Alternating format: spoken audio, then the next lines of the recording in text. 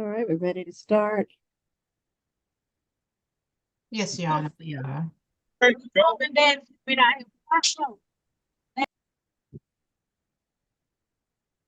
Everyone should be muted unless you're called on to speak. Your Honor, may I go ahead and give you the reset date for the SAP calendar? Yes, ma'am. It's going to be March the 31st. One. All right.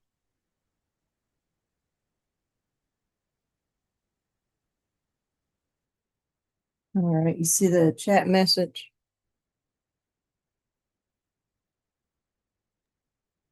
Yes, the attorney. Yes, ma'am. Okay. All right, good afternoon, ladies and gentlemen. We're going to begin our Fulton County State Court Expedited Accusations calendar. This is a calendar for cases in which individuals have recently been arrested and charged with certain misdemeanor offenses. Soon after their arrest, the Fulton County Solicitor General's Office has already accused the cases of the offenses brought against them, and the case has been bound over to the Fulton County State Court.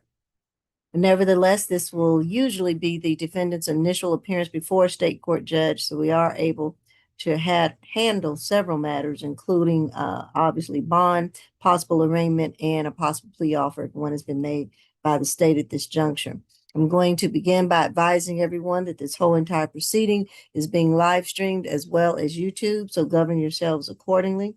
I want to also remind the defendants that you do have certain constitutional rights. The first being that you have a right to counsel. You should have spoken to your attorney prior to coming on the calendar today. Also, you have a right to remain silent. Remember that anything that you state about the facts, the circumstances, or the occurrences of your case can and will be used against you. Follow the lead of your attorney. Do not speak unless they have told you to, or I have. All right, so we'll get ready and get started. Who do we have first? Section 29, Ms. Williamson from ACDC, Your Honor. All right. Good afternoon, Your Honor. Mark Jackson for Taylor Williamson. All right.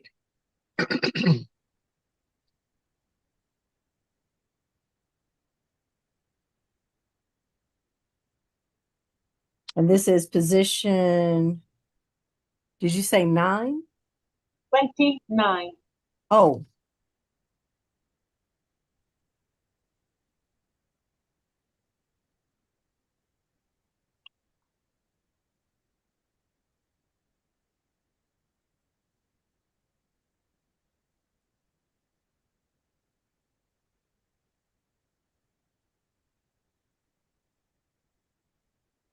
All right. This is 26 CR 001761G, Taylor Williamson, charged with 2 counts of battery family violence, 1 count of simple battery family violence.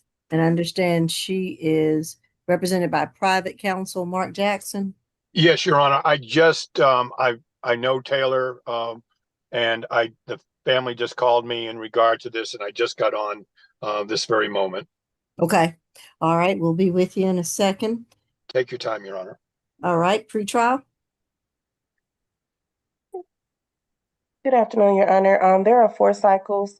There's a 2021 NOLO for reckless driving out of Hall County and an open case out of Forsyth County for possession of cocaine and DUI. The recommended level is level 2. Level 2. Yes, ma'am. Okay. Thank you. All right. State.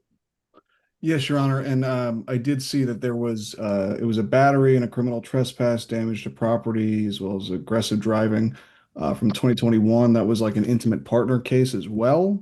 Here in Fulton, it appears she completed pretrial diversion, and that case was ultimately dismissed. But I did want to make the court aware of it, and there appeared to be MH involved there.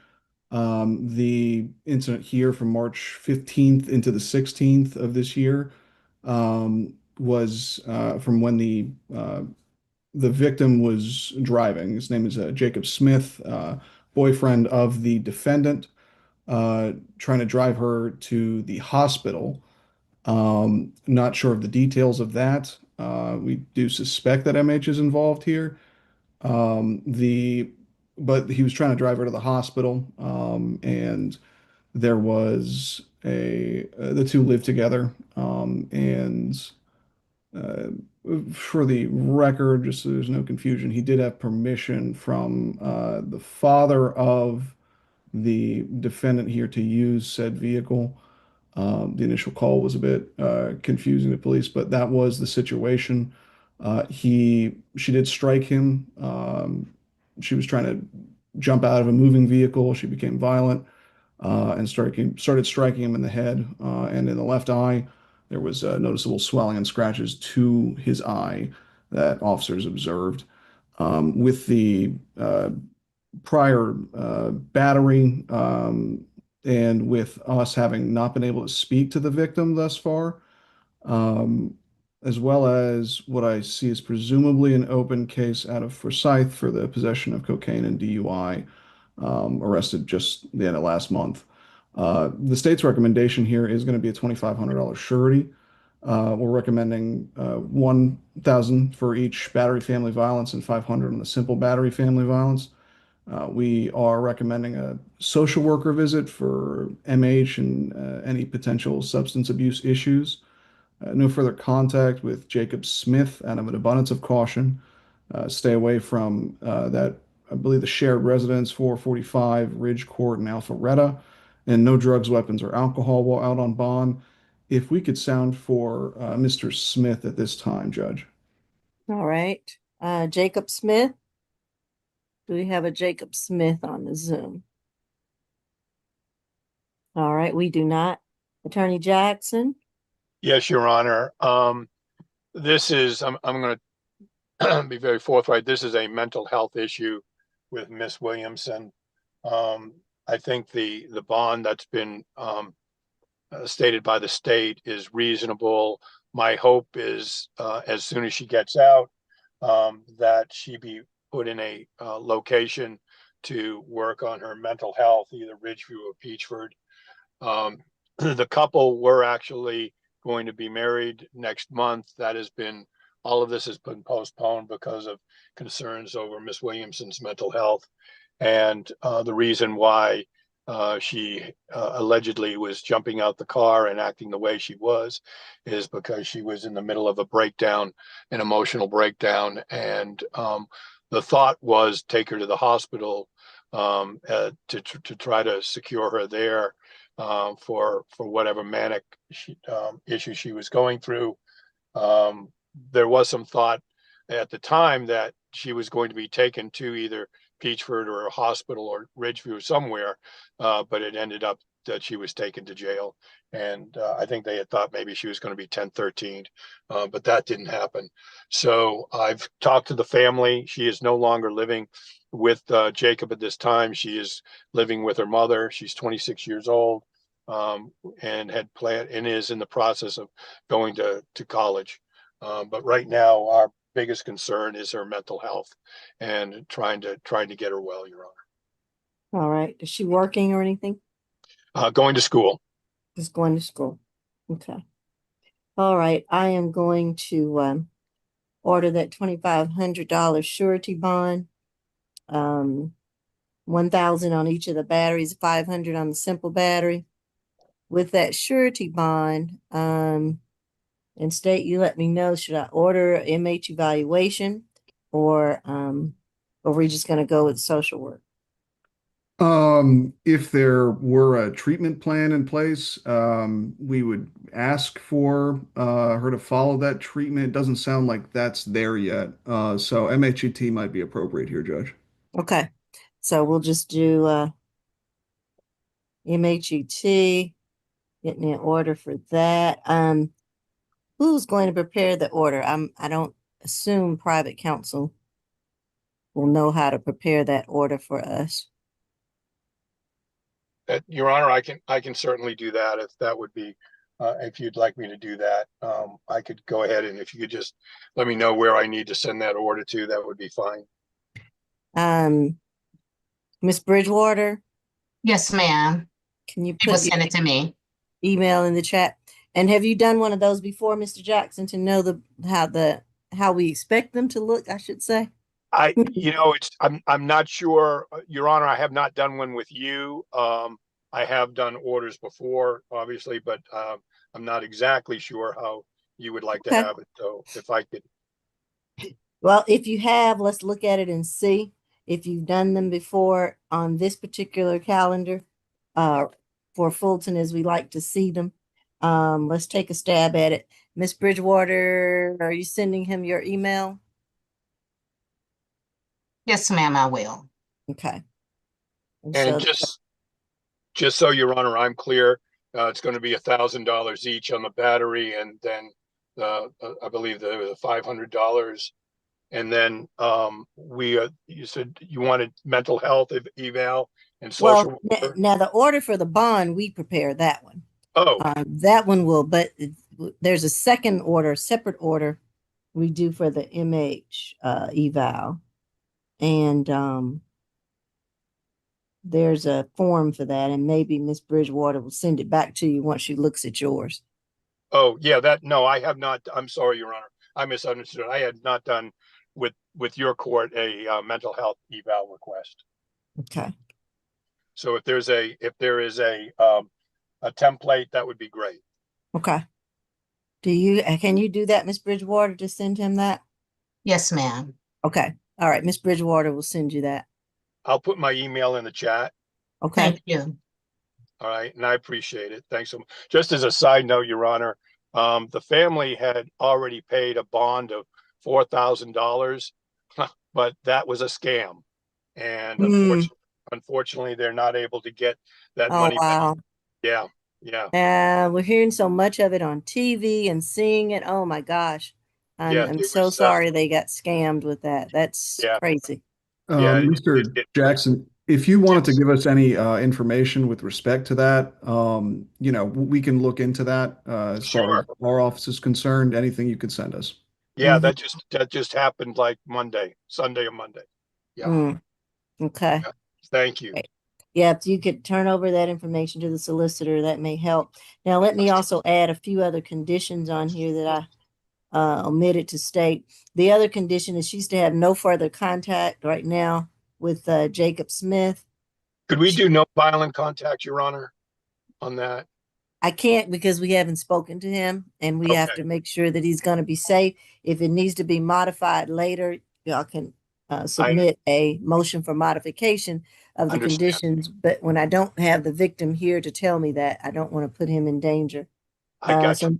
Right, no further contact with Jacob Smith. She is to stay away from the incident location, that 440 address in Alpharetta. There's to be no drugs, alcohol, weapons, or guns or knives while on bond. And once she gets the evaluation, she is to follow any and all treatment planned or medications prescribed to her while she's on bond. Okay. And I think that's it. Did I leave out anything, State? I think you got it all, Judge. Okay. All right. One last thing, Your Honor, if Yes. the state could also just text me his email as well, just so I have the emails, and if I need to get to him, Okay. if I need to talk or whatever, I can do that. That'd be great. All Yes, right. He's sir. going to put it in the chat. If you stay on, I'll message it directly to you. Okay, fantastic. Your Honor, I appreciate your help in this. Thank you. All right. Thank you. Thank you. All right. Your Honor, next is position 22, Miss Lane. Okay.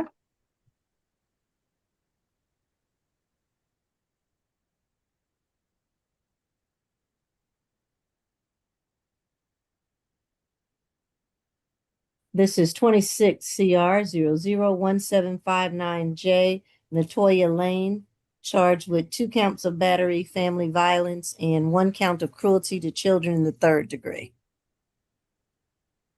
There's no prior history, Your Honor. Recommended level 1. All right. Yes, Your Yeah. Honor. Oh, this is my case. Sorry. Okay. Mr. Jackson, mute yourself just to be on the safe side. Will do. Okay. Thank you. Go ahead. This is the incident. It took place March 16th, 2026. It was at 1065 Shadow Glen Drive in Fairburn. Law enforcement responded to a fight call and made contact with the victim, in this case, Miss Janiyah Calhoun. She explained that the defendant, who is the brother Her brother's baby's mother. They've lived in the same household for a few months, and they were presently living in the same household. That she had attacked her after they got into an argument. The Her brother, Mr. Jaquez Calhoun, and the defendant were arguing around the newborn daughter, juvenile JC. Um, the defendant was throwing things down around the room, and she walked in, told the defendant to stop throwing things. Verbal altercation ensued, and that was when the defendant threw the first punch at her. The physical altercation ensued from there.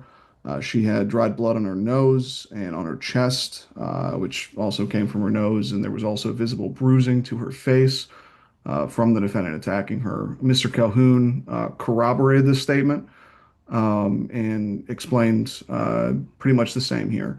And this took place in front of that newborn daughter, again, juvenile JC. The victim, we have spoken with her, Ms. Calhoun. She confirmed the events in the warrant. She said she feels like she has a concussion and that she can barely move from this. She has not been to the doctor yet. She stated that the incident location is it's her mother's home where they reside, and that the defendant has gotten into verbal altercations with her in the past. But lately, the defendant's gotten out of control, erratic, causing problems between the family, and also there have been multiple verbal disputes between the defendant and the victim's brother. She's asking for no further contact and to stay away from the home. With what she's told us here, we are recommending a $3,500 surety, 15 for each battery, family violence, and 500 on the cruelty to children in the third. We would recommend at this time, Your Honor, 3 days anger awareness, no further contact with Janiyah Calhoun, stay away from 1065 Shadow Glen Drive in Fairburn, and no drugs, weapons, or alcohol while out on bond. If we could sound for Ms. Calhoun. All right, Ms. Calhoun. Is it Janiyah Calhoun? Don't know if I see anyone by that name. All right, is this your case, Attorney McLeod? Good afternoon, Your Honor. It is. All I right. think this is absolutely outrageous. My client just gave birth. Her child is not quite 2 months old. She may be suffering from postpartum depression and so on, and that the aunt of her child would call the police on her and make these kinds of allegations. The warrant itself states, and my client has told me, that my client also had blood on her because she was attacked by this woman who is supposed to be the aunt of her child. It's just absolutely outrageous to me that this family did not protect this woman who has had a child that they are all related to and who clearly suffering from postpartum depression. The child is not yet 2 years old, Your Honor. I'm asking, of course, for a signature bond for my client so she can get out of jail to take care of her child. That is the most important thing, Your Honor. And I believe when we get this discovery and we look into all of it, we'll see that my client was actually the victim here. And to suggest that she, I'm just amazed that she was actually taken to jail when she has a child that's not even 2 months old. What, the system is broken that this was allowed to happen to this young lady, Your Honor. So I'm asking for her to get her signature bond so she can get out of jail to go home and take care of her child. She doesn't need any anger awareness based on what she tells me. And I have spoken to her about leaving there, but she, of course, needs to go and get her baby and her belongings. So at this moment time, I'm going to ask for no further violent contact, Your Honor, because she needs to heal from giving birth, and she needs not to be put out on the street. She has a small child, so it should be no further violent contact at this moment because she lives there. My understanding is that the grandmother of the child was pretty upset about the whole thing and felt that the police should not have been called on her, the mother of her grandchild, which just makes sense. This is just a horrible story, Your Honor. So I'm asking for signature bond for my client. All right. The only problem I have is sending her back there. And it sounds like this is not the first argument they've had, and maybe if she is suffering from postpartum depression, she needs to get some help for that, and get some treatment for that, because that is a real issue, and we do understand. Or maybe with the baby, it's just a lot of complications there. But we want to make sure that the victim is going to be safe, as well as his child, obviously. And obviously, if she's only, a couple of months old, that I get it, the mother needs to be back with her child. That is Um, correct, Your Honor. She can't go on the street. It's cold right now, and also she's not in a position to find peace immediately. I don't think you should say anything. You can call me on the phone and we can talk. Okay. So what I'm going to do is I'm going to order $3,500 signature bond through pretrial, and that will be $1,500 on each of the battery charges, and 500 on the cruelty to children. So with that $3,500 SOB pretrial, that'll be a level 1. And I'm going to order a 2-day anger awareness courses, 2 days, just so that we can begin to get her some help for whatever may be going on otherwise. And if it is postpartum, hopefully she will get to the doctor to get some help with that. I'm going to, unfortunately, I'm going to order that she take a police escort back with her to pick up her child, her baby, her belongings. She's going to have to find somewhere else to live. And I hope that she does have somewhere else to stay until this cools down. I do see her shaking her head, and I'm hopeful that she does have somewhere else to go stay, because I just don't think this is going to be a good environment. It may be toxic right now. She's been arrested. I can't imagine they're going to go back and smile at each other and sing Kumbaya. I'm sure they're not. No, Your Honor, So, I agree with this, but I just thought the whole thing was outrageous that this family would do, I, I did ask about the grandma, and I understand that the grandma felt essentially the same way I do. This is absolutely outrageous that they would allow this to happen to a woman who's just had a child. And I don't know where that cruelty to children charge comes from. You can't, it is impossible that something happens in front of a child who's not even 2 months old. How does that amount to cruelty to children? The child was probably fast asleep, if I recall. I've had children. right. I understand you can fight the charges at a different forum, but I'm just going to make sure that she at least gets out of jail. And Miss Lane, take a police escort with you. I'm going to order that. Do not go back there alone. Once you are released, you need to contact the police so that they can escort you back there, for your safety as well as for everyone else's safety there, so that nothing else occurs or any other arguments occur. Get all your belongings. You are ordered to go reside somewhere else. I'm glad and hope that you do have somewhere else to reside. No drugs, alcohol, weapons, or guns while on bond. Going to order those 2-day anger awareness courses with pretrial, which are free, that you can take, and they will explain that to you. I want you to stay away from that location, that incident location. I want you to have no further contact with Janiyah Calhoun, who seems to be the victim in this case. No contact whatsoever. And that is it. All right. Thank you, Your Honor. You're welcome. What's her bond amount, Your Honor? $3,500 signature bond through pretrial, level 1. All right, thank you. Uh-huh. Next is position 20, Eyelet. Okay.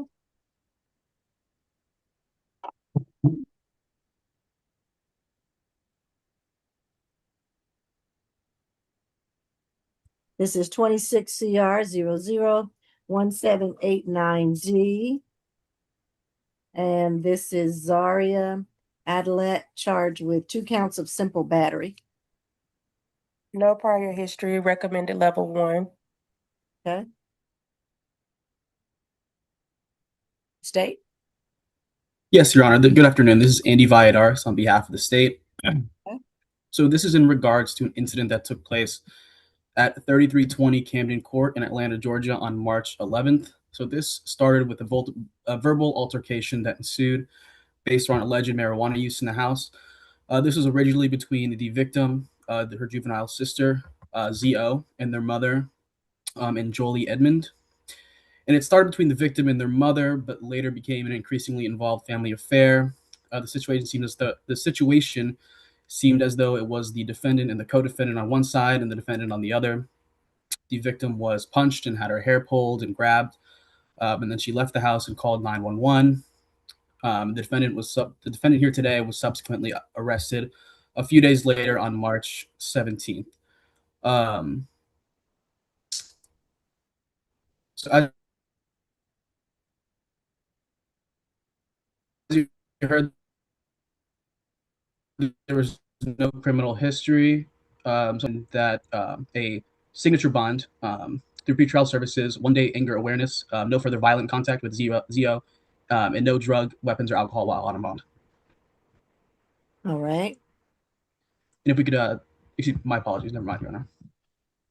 Okay. I didn't know if we were going to sound for the victim. I don't know if anyone is on. Your Honor, I know the victim is a juvenile. Oh, that's right. You did say that. Yeah. Anyone here on this case with Jolie Edmond or Zaria Idlet? Okay. All right. Go ahead. Ms. McLeod, this is your case? Yes, Your Honor, we are okay with the signature bond and with the no further violent contact. Although this story, Your Honor, it sounds to me, based on the warrant and my conversations with my client, that this juvenile is totally out of control. She was using marijuana in her mother's house. And when her mother objected, she tried to attack her mother. And my client was simply trying to restrain this child from attacking her mother.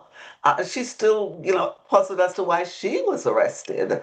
But, we're okay with the signature bond, Your Honor. So the defendant is the aunt to the juvenile victim, or I'm a My little client is the confused. sister, the older sister of the 16-year-old who was smoking marijuana in her mother's house. The mother, was upset naturally, as any parent would be when their 16-year-old is using marijuana. How old is the defendant?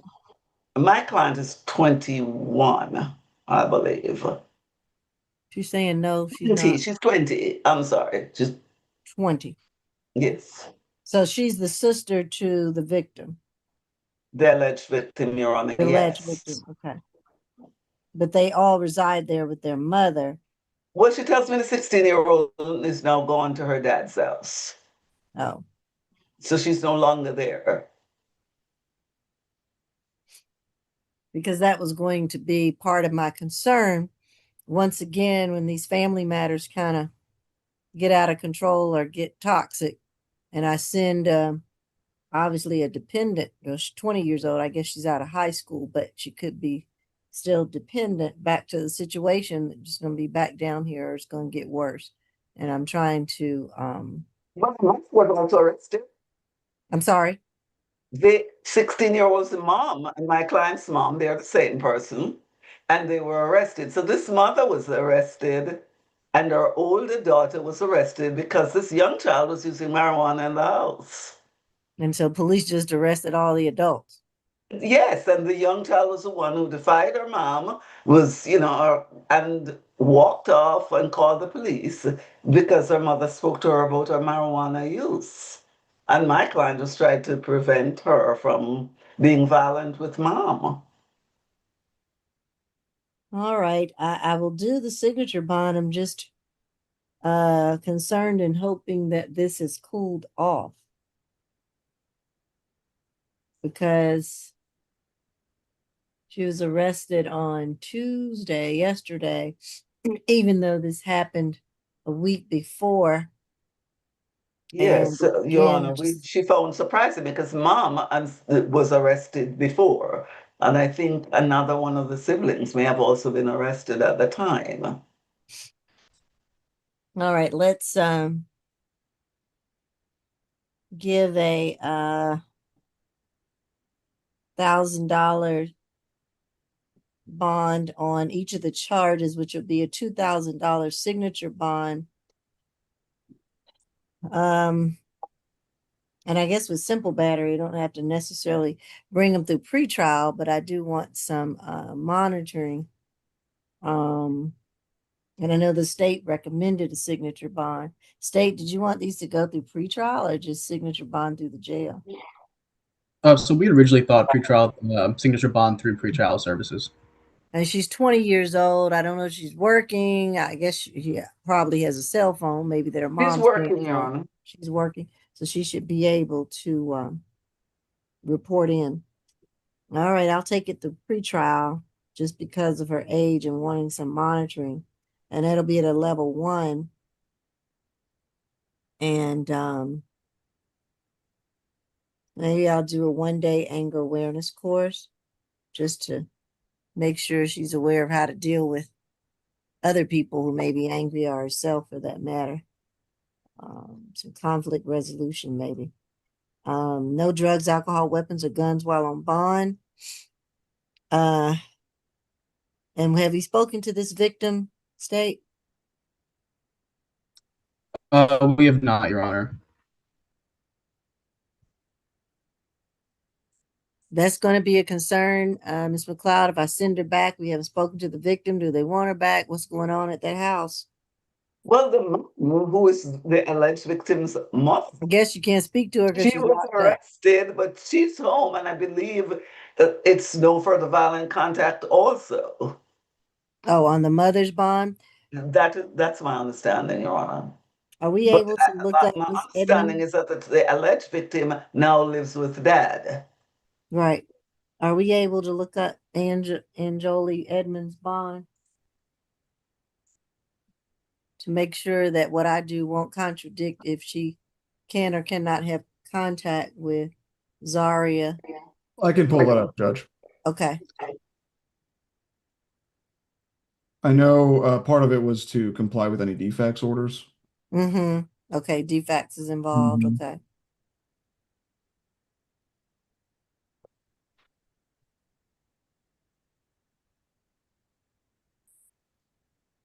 Could I get this defendant's name one more time, the present? Zaria, and last name is it Idlet? Idlett? Thank you. Mm-hmm.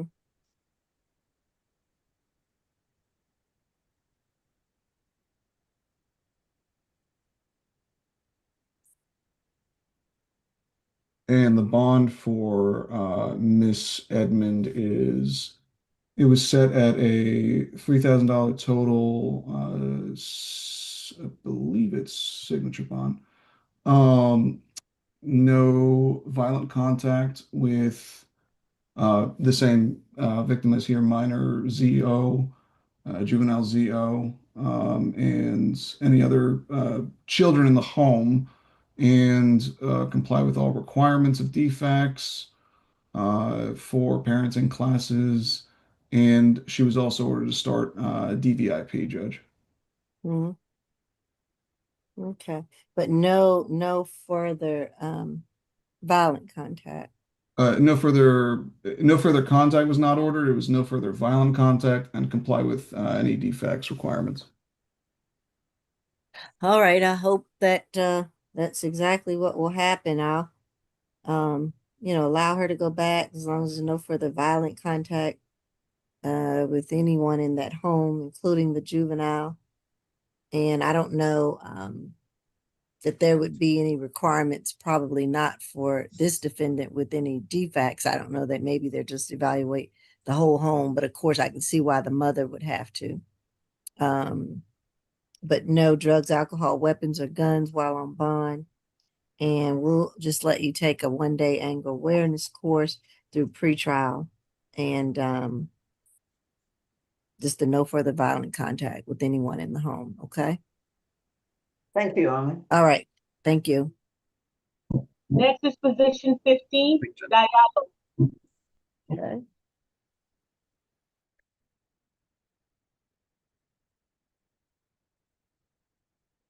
Fifteen is 26 CR 001768B. Miss Diallo? Yes, Uh, Judge. We have a consent bond for your consideration, Judge. Oh, consent bond? Okay. Go ahead, Yes. tell me what it is and. The Mhm. terms, it's gonna be, excuse me, it's Mhm. gonna be a $1,500 signature bond through pretrial level 1. She is going to enroll in diversion, and the terms of that are to complete the 4-hour anger awareness course, pay the diversion enrollment fee, and then to have no further violent contact with Ibrahim Diallo, her brother. He is on the Zoom, and I did discuss this consent bond with him. He's happy with it as well. All right, good. I see you, Mr. Diallo. And I will go ahead and sign that consent bond shortly. And if there's nothing else, then we can move on from this case. Thank you, Judge. All right, thank you.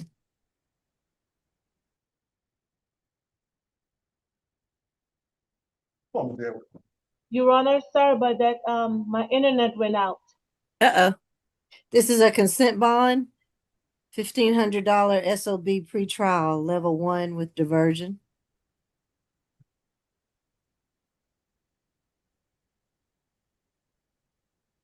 I'm sorry, Your Honor, sorry to interrupt. This is ACDC. We got disconnected. Okay, can you hear me now? Yes. All right, this is for Ms. Diallo. This is a consent bond, $1,500 signature bond through pretrial, level 1, and then diversion. All right. Thank you, Your Honor. Okay, you're welcome. Should we be excused? All right, you too. I got Miss Edwards here. I don't have a position number. Okay. Let's see, I think she may be. You said Edwards? Yes, ma'am. Ah, let's see if I have it Edwards. Do we have it Edwards, Miss McCloud or Miss Bridgewater? I have a Ellis. No, Your Honor, her name is Erikiana Edwards, and I have interviewed her. I She don't have is her on at the the jail. calendar. Her She charge didn't- for misdemeanor should be with her felony. All of her charges should be going with felony. They should not be coming to our court. Yeah, because I don't have her. We don't have her. Okay. Does she already have a bond on the misdemeanor, I guess? Probably does. Your Honor, that concludes my business before the court today. May I be excused? Yes, you may. Thank you. Have a good one. You too. Thanks. Mhm. 18, Mr. Freeman. Okay.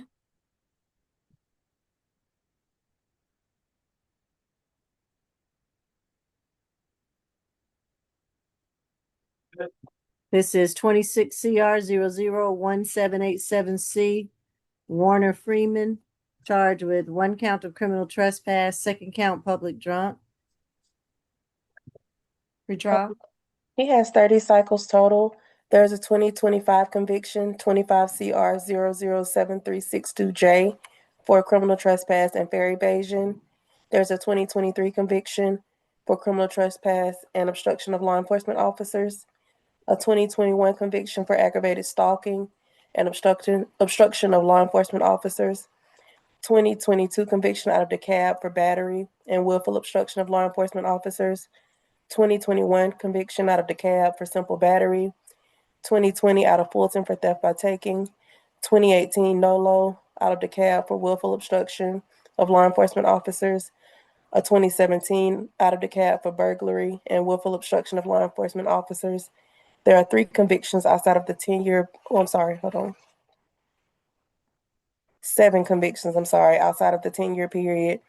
A 2023 FTA out of Fulton, 2017 FTA out of DeKalb, and the recommended level is level 3. Nothing further. All right, State. Yes, Your Honor. So this incident was at 30 Alabama Street in Atlanta, the 5 Points MARTYR Station. This occurred on March 17th of 2026. Officer Cherry of MARTA Police Department was flagged down by an unknown party regarding the defendant who was allegedly drinking alcohol and using profanity against another person in the MARTA station. The officer could see in plain view that he had an open container and it was actively drinking alcohol. It is worth noting that he is permanently banned from MARTA.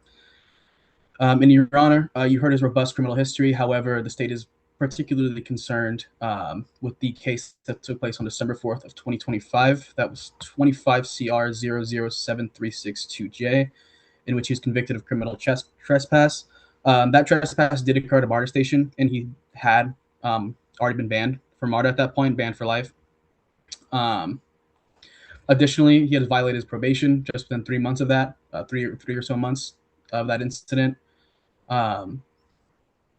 And for those reasons, Your Honor, the bond has been set at $1,000 surety bond for trespass, $1,000 surety bond for public drunk. The state would ask that you maintain the bond set by the magistrate with the added following conditions: a social worker visit for BHET, stay away from the incident location, as well as all MARTA property in accordance with the permanent ban, no drugs, weapons, or alcohol while out on bond.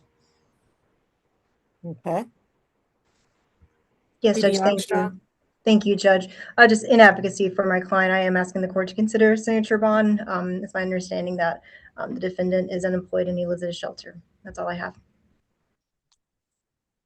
All right, I'm going to leave it at the $2,000 surety bond, 1,000 on each. He is to stay away from MARTA. He has a permanent ban. And no drugs, alcohol, weapons, or guns while on bond. Stay away from MARTA. That's it.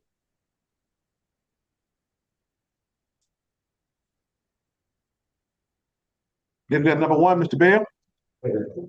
Okay.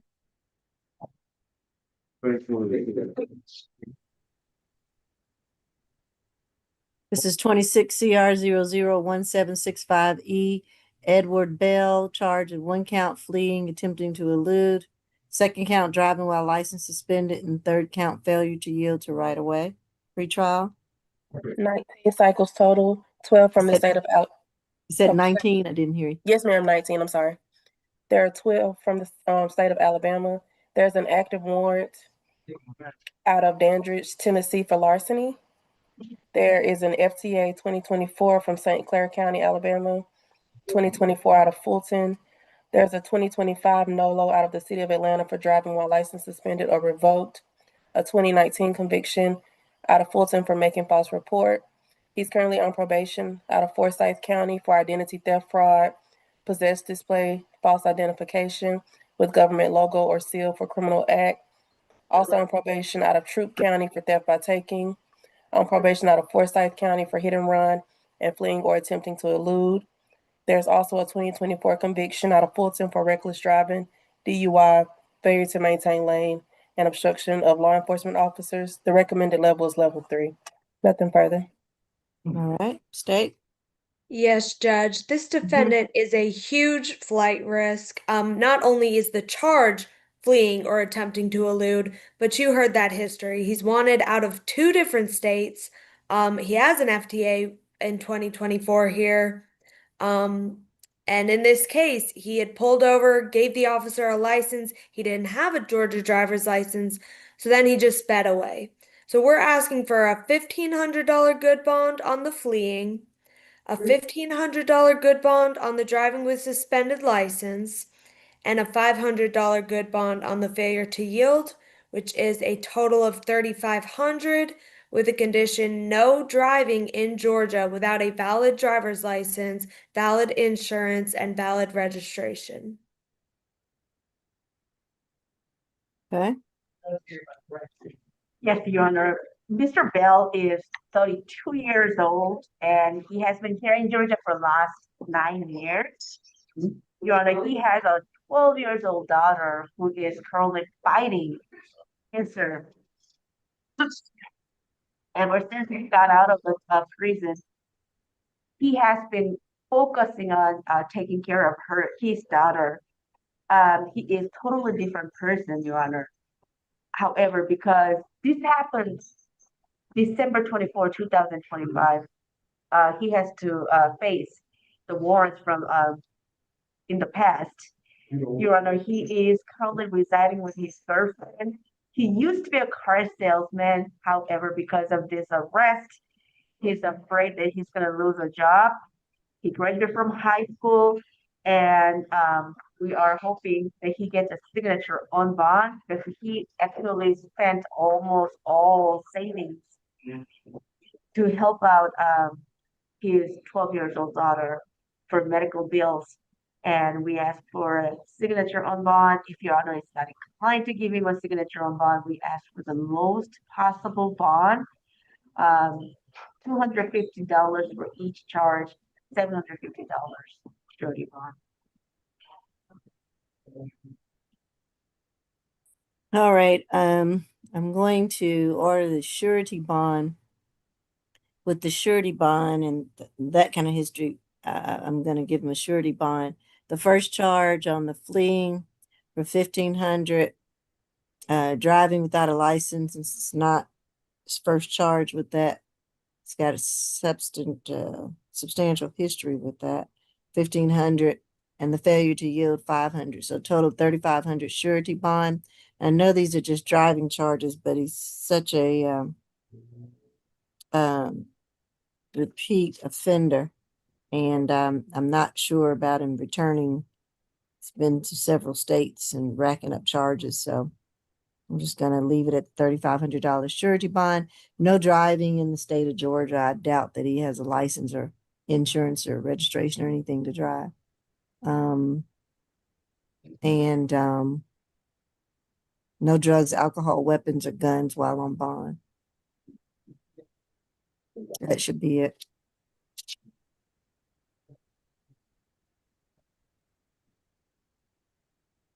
All right, let's get number 3, Mr. Bryant. Okay. Mrs.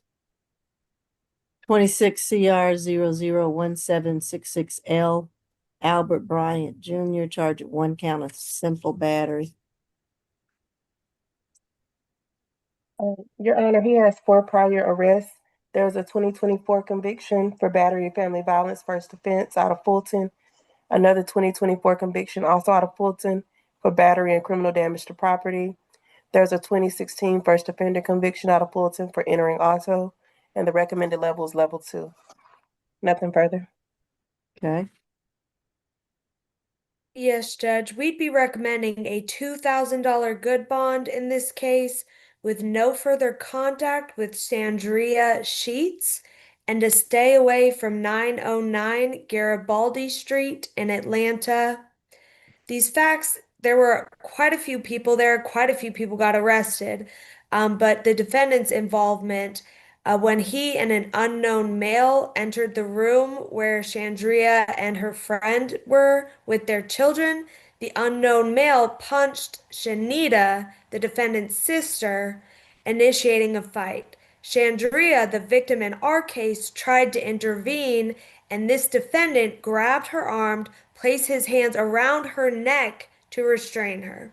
There were no visible injuries on her. However, you heard the history. 2 convictions in 2024, one for battery, family violence, and one for battery. That is the reason for the $2,000 good bond recommendation with no further contact with Ms. Sheets and to stay away from the Garibaldi Street location. All right.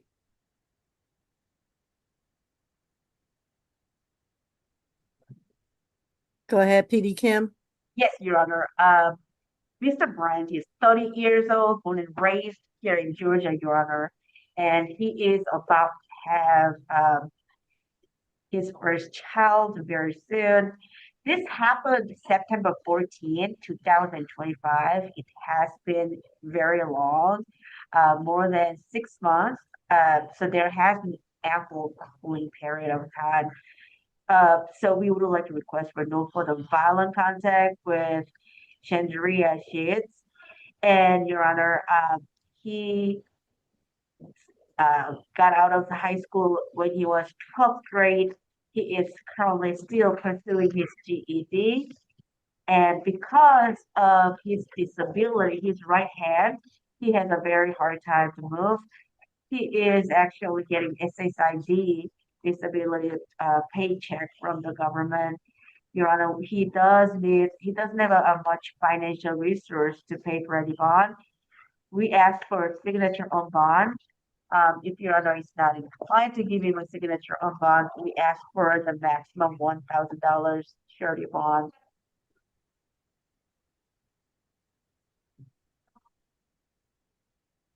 I'm going to order the now what was the relationship with the victim? So the victim is a friend to the defendant's sister. So she came over to the house. Okay.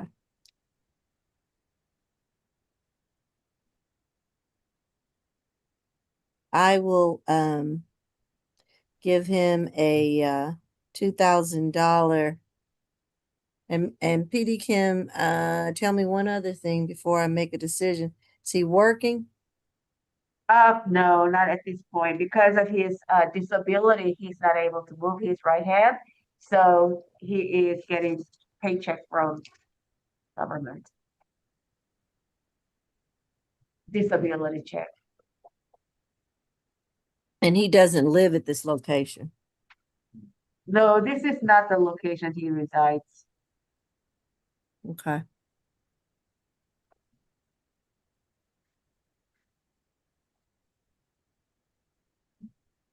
I will give him a $1,500 surety bond. And with that $1,500 surety bond, it is to have no further contact with Sandria Sheets, stay away from the incident location, no drugs, alcohol, weapons, or guns while on bond. And that's it. Are we gonna sound for this kid? Because I don't think that she is afraid of my client. Is Sandria Sheets on the line? Sandria Sheets. And we were unable to reach her ahead of time, Judge. So without notice from her, I would still recommend no further contact. All right, we'll stay with the no further contact. Thank you. Mhm. All right, let's get number 8, Mr. Coward.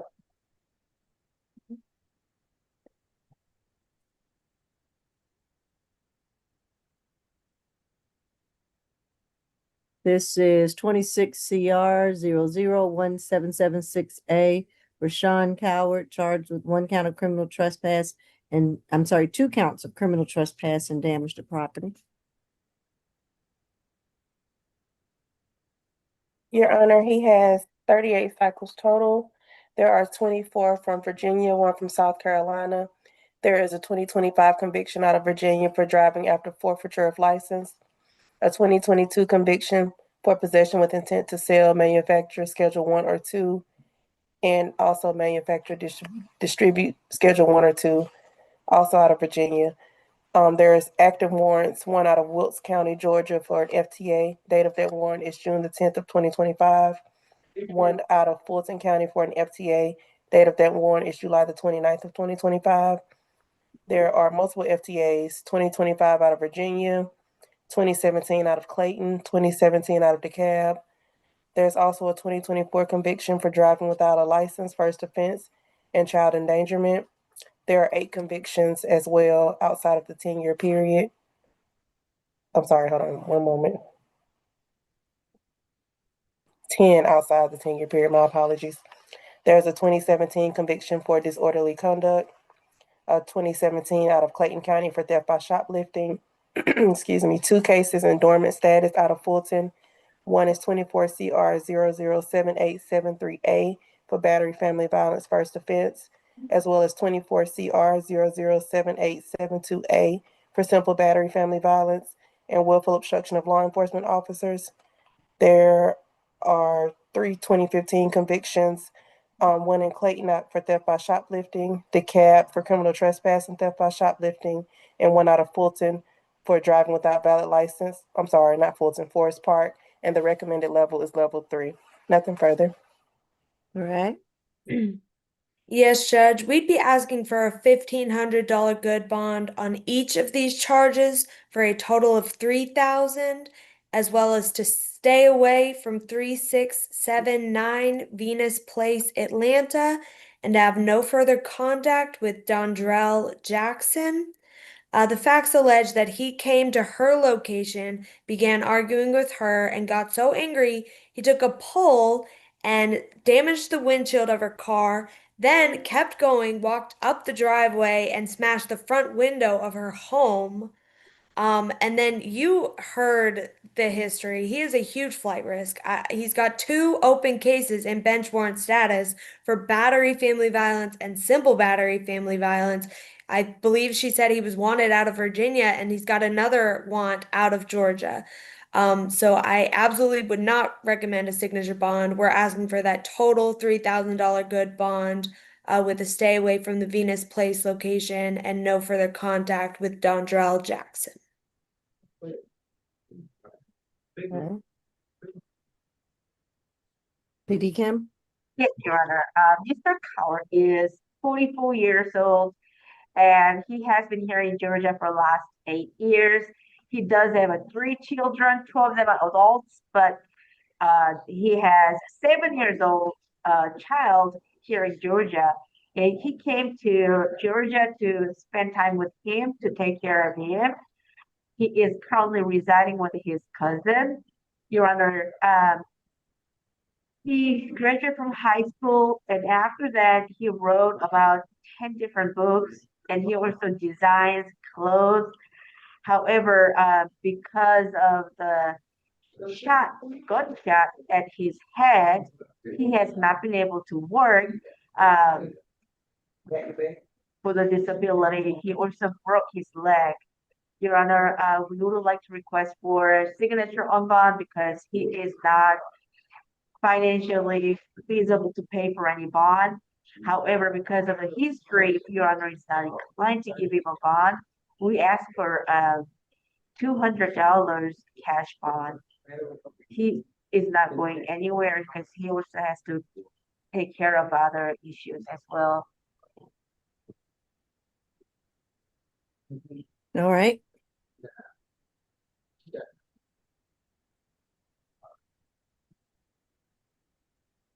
I will, is he trying to get in a program or something with the $200 cash bond? Yes. He's definitely a flight risk. And he has an open warrant. Yes, so he will be, Your Honor, please consider that he actually turned himself in. Nobody was actually arrested him. He wanted to just take care of this and be over with it. And he's the one who got 4 stitches on his nose. He believes he is innocent.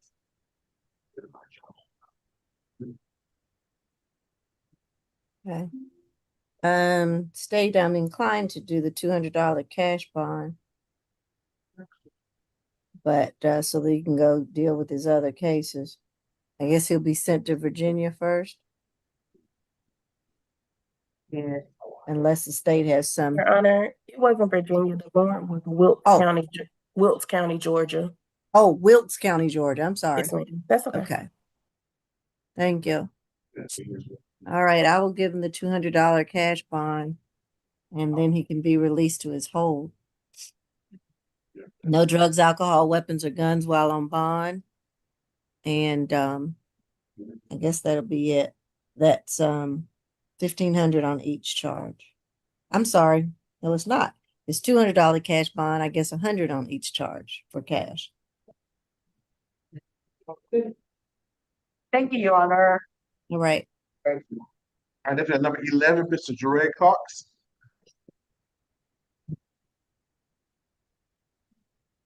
This is 26 CR 0017772L. And Mr. Cox is charged with 1 count of theft by receiving stolen property. There are Judge, 5. I believe he has 2 cases. I believe he's also Oh. position number 10. No, That's, that's the wrong cop. Got Jure Cox, number 11. huh? Okay. We have a two cop. I have him, we have him for two cases, no? We have 9 and 10, no? No, we're doing number 11. 10 and 11 are the same guy, I'm sorry, Cedric Cox. 9 and 10 are the same, and 11 No. is Ray Cox. 10 and 11. I have 10 and 11 are both Cedric Cox. 9 is Jure Cox. That's Nope. what I have.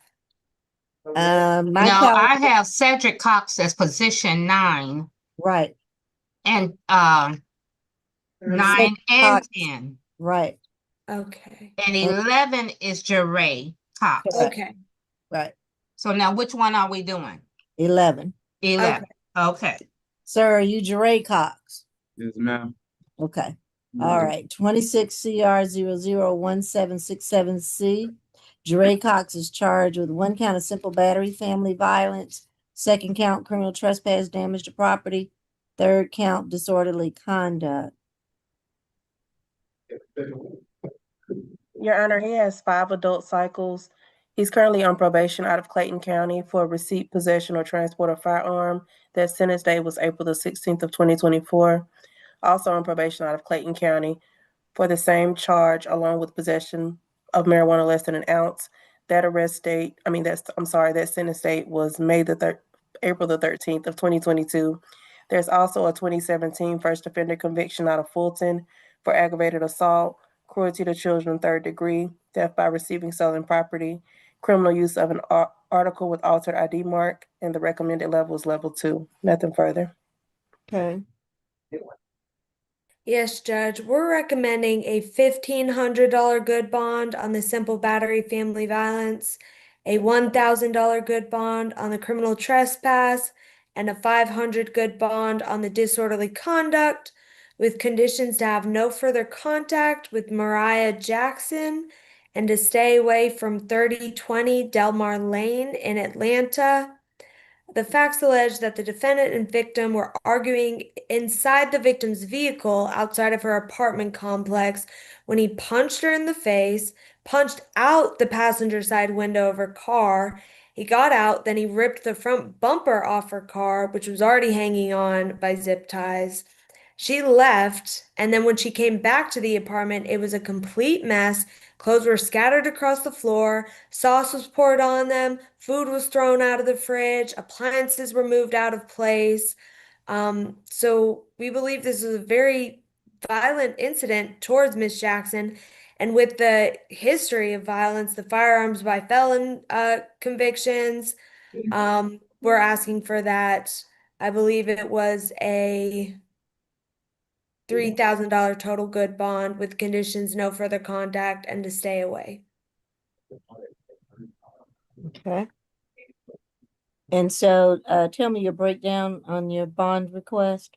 Yes, so on the simple battery family violence, it was 1,500. On the criminal trespass, it was 1,000. And then on the disorderly conduct, it was 500. Okay. All right. PD Kim? Yes, Your Honor. Mr. Cox, Jerry Cox, is 26 years old. He was born in New York. He has been here in Georgia 19 years. He is currently residing with his sister. He has 2 minor children with Maria Jackson, alleged victim. The complaining witness and my client, they are legally married. However, they live separately, and it has been quite a bit. And they are going through the divorce at this point. This happened on October 2025. He has no objection to no contact, stay away, as long as he gets third-party transfer to be able to see his children. He got GED after 11th grade, and he is also working at Cisco as a forklift operator. We ask for signature on bond, but if he is not eligible to get signature on bond, we ask for the lowest possible bond, total of $1,000 surety bond, 500, 250, 250. Thank you. Hmm. I'm going to go with the $3,000 surety bond, 1,500 on simple battery, 1,000 on the criminal trespass, and 500 on the disorderly. Even though it's 5 adult cycles, the charges are pretty serious too, which give me concern.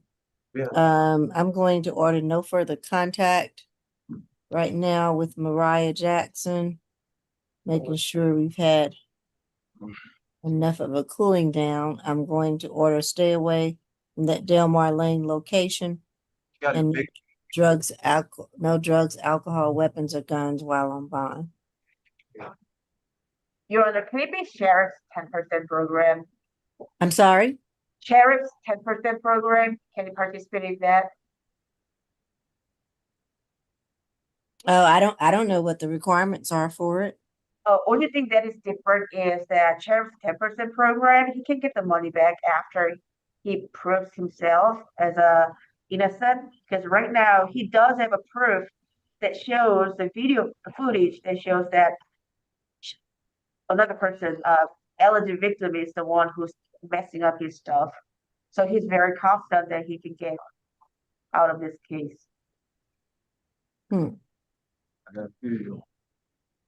So that would be the $300 cash bond you're saying?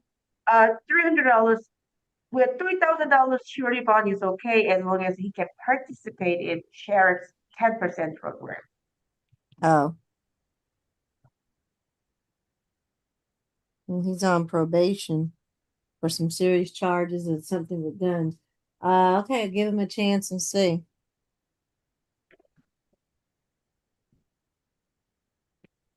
Thank you, Your Honor. All right, you're welcome. Thank you. And this got number 2, Mr. Blaylock.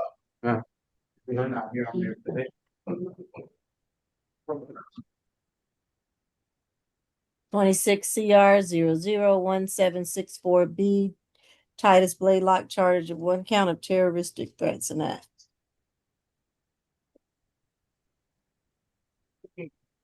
Your Honor, he has 26 cycles total. There's an active warrant out of Thompson, Georgia for an FTA. The date of that warrant is November the 27th of 2024. Currently on probation out of Fulton County for battery, family violence, subsequent conviction, or prior forcible felony conviction. Also on probation for battery, family violence, case number 19 SC 167893. There's a 2022 conviction out of Fulton for cruelty to children, second degree. A 2018 conviction out of Fulton for battery, family violence. 2016 for theft by taking. There are 9 convictions outside of the 10-year period. There's a 2019 FTA out of Fulton, 1 in 05, 04, and 01, and the recommended level is level 3. Nothing further. Okay. Yes, Judge, we'd be asking for a $10,000 cash only bond in this case. And if you're not inclined to do cash only, then a $20,000 good bond with conditions no further contact with Melissa Blaylock and to stay away from 157 Maury Avenue in Atlanta. You just heard the history. What you didn't hear is that the 17 SC 149677 battery family violence conviction is against this same victim. The 19 SC 167893 battery family violence conviction is against this same victim.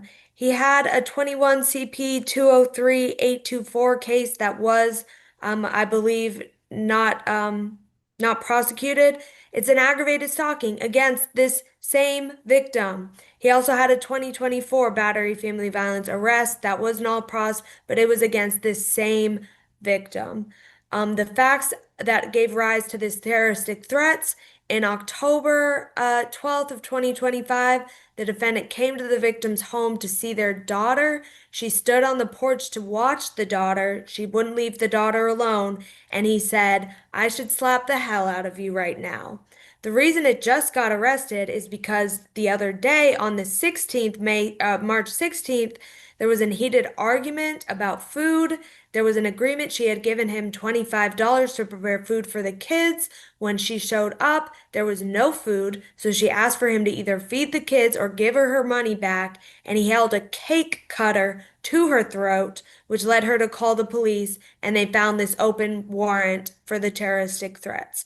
So there has been just so much violence consistently since 2017 between these parties. We did speak with Miss Blaylock, and she said she filed for divorce last year, but was unable to serve him with the divorce. She wants to get away from him, wants a divorce to finalize everything. So she wants no further contact, to stay away, and third-party transfer of the children. So for those reasons, just the history of extreme violence. I also believe you heard a recent FTA. We're asking for a $10,000 cash bond, and if not inclined to give cash, then $20,000 good, with no further contact and to stay away from her location. All right. PD Kim?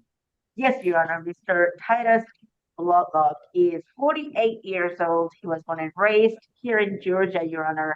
He does have a total of 3 children. 2 of them are adults and 1 minor child that he is sharing with his legally married wife, the alleged victim, Mrs. Melissa. And he graduated from high school. After that, he was attending technology community college for heat and air HVAC. And right now, they do not live together, they're separated. And he is currently residing with his mother. He is gainfully employed right now, and he's afraid that he's going to lose a job because of this case. He has a severe disability on his leg. It is a special medical condition that is kind of like going from toe to shoulder and arm. It's getting worse and worse. He does need medical attention, and we ask for the lowest possible bond, Your Honor. Uh, he denies the allegation. We ask for maximum $5,000 surety bond.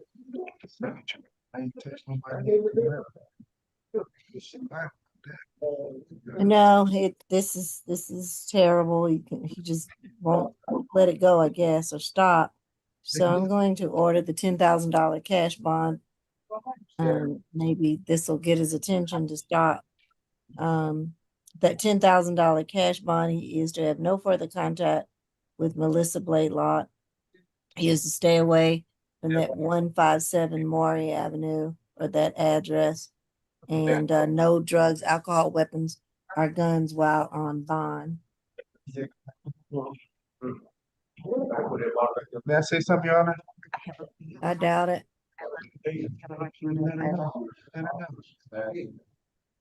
Your Honor, my client believes that alleged victim is lying against her because of the divorce situation. He believes what? I can't hear you, PD Kim. Yes, he believes that he is alleged victim. His wife is making up stories and lying against him. Your Honor, he is asking for $20,000 bond instead of $10,000 cash. Your Honor, may I say something? I don't think your attorney's gonna want you to. I'm not impressed. I'm not going to change on the 10,000. I wanted to address the courts with information that hasn't been shared. Well, that's something you need to tell your attorney. I'm not here to change the charges or to reduce anything. That will come for your trial or in your negotiations with the solicitor, but I'm not here to hear evidence on the underlying charges or what's been going on. So 10,000 cash or 20,000 good. Terroristic threat. I'm sorry? On a terroristic threat. Well, that is the charge, terroristic threats and acts, but you're a repeat offender and you got the other cases with the same victim. Normally, when you come back to me on that, I give cash bonds. I understand. These are not true, Your Honor. It's the second time she's made up a warrant You have a against right- me, and it's you have a not, right I to understand that, remain but I'm exercising. Well, that's what your attorney will have to defend you on if they are. And 26 cycles, you have a lot going on, outstanding warrant, things of that nature. So Done nothing in 7 years. I'm sorry, I haven't did anything in 7 years, Your Honor. I thought you have an outstanding warrant right now. That's out of McDuffie County. That's Right. that's where I was arrested from the warrant that she had on me that was thrown out because it was a false warrant. And this is also another false warrant that she has Well, taken. I don't know that I see that it's thrown out. Is it ASG? It was for here. It was for Fulton County. She alleged that I had blacked her eye, and her boyfriend had done it. So when I got to Fulton County, they brought me from McDuffie to Fulton County, and then they found out she never showed up for court. They dismissed the case. Okay. I'm surprised your Miss Tucker didn't see that and tell you that. That may have been the 2024 battery family violence that I did tell you was null prost. However, it's still a consistent pattern of violence against the same victim. I So haven't done we anything maintain our in ask. I have done nothing in 7 years. I also have a freedom of speech too.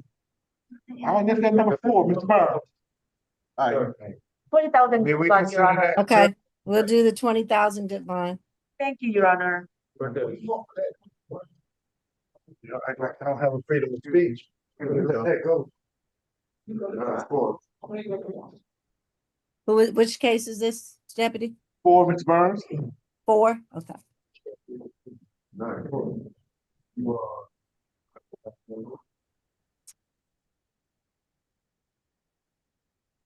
This is 26 CR 0017773D. Justin Burns, charged with 1 count of criminal trespass. Your Honor, he has 5 cycles total, 2 from the state of Massachusetts. There's a 2021 FTA out of Fulton County, a 2022 conviction out of Fulton County for criminal trespass and fare evasion. The recommended level is UJR jail. Nothing further. All right. State? Yes, Judge. Considering this is not a violent offense, I did send a proposed consent bond order over for $1,000 SOB pretrial level 1 with a stay away from with a stay away from 140 Pine Street in Atlanta. The facts allege he had previously been given a CT warning from this location on February 5th and was seen breaking into Unit 366 yesterday when he was arrested. I didn't hear back about this particular consent bond. Oh, he consents right now. We accept it. Okay. All right. 1,000 SOB pretrial level 1. Thank you, Your Honor. Okay.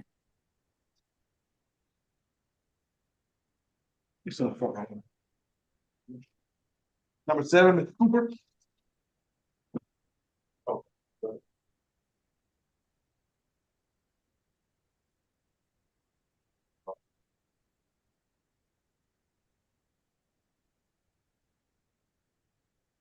This is 26 CR 001762D.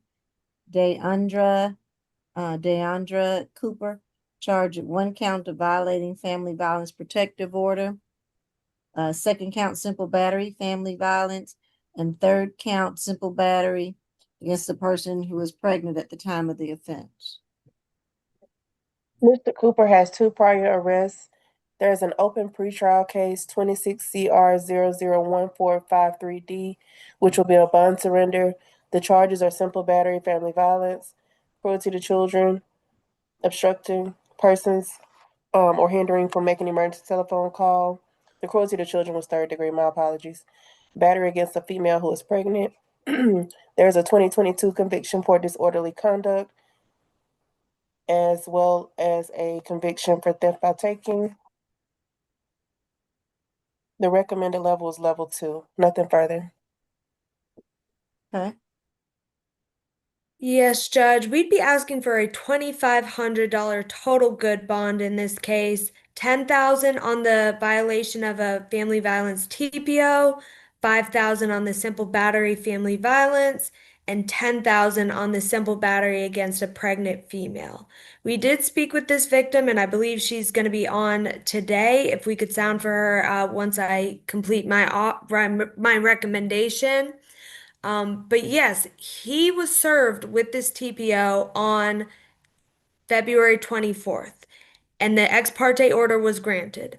He showed up at the home again on 2/28 and on 3/11. On 2/28, he came to the house, he stayed outside talking to the children. She called the police, and so he eventually left. But he returned on 3/11, the basis for these charges, and he came with a police escort to bring her car key to her. She wasn't there. The car key got left with a neighbor, and then she left. She thought she was safe because she saw him leave with police, but less than 10 minutes later, so she believes he was likely stalking out the house. He showed back up and he pushed his way into her house, and he had started taking some of the items. They started arguing, and he shoved this victim so hard into the wall that it left a dent. She is 6 months pregnant at the time.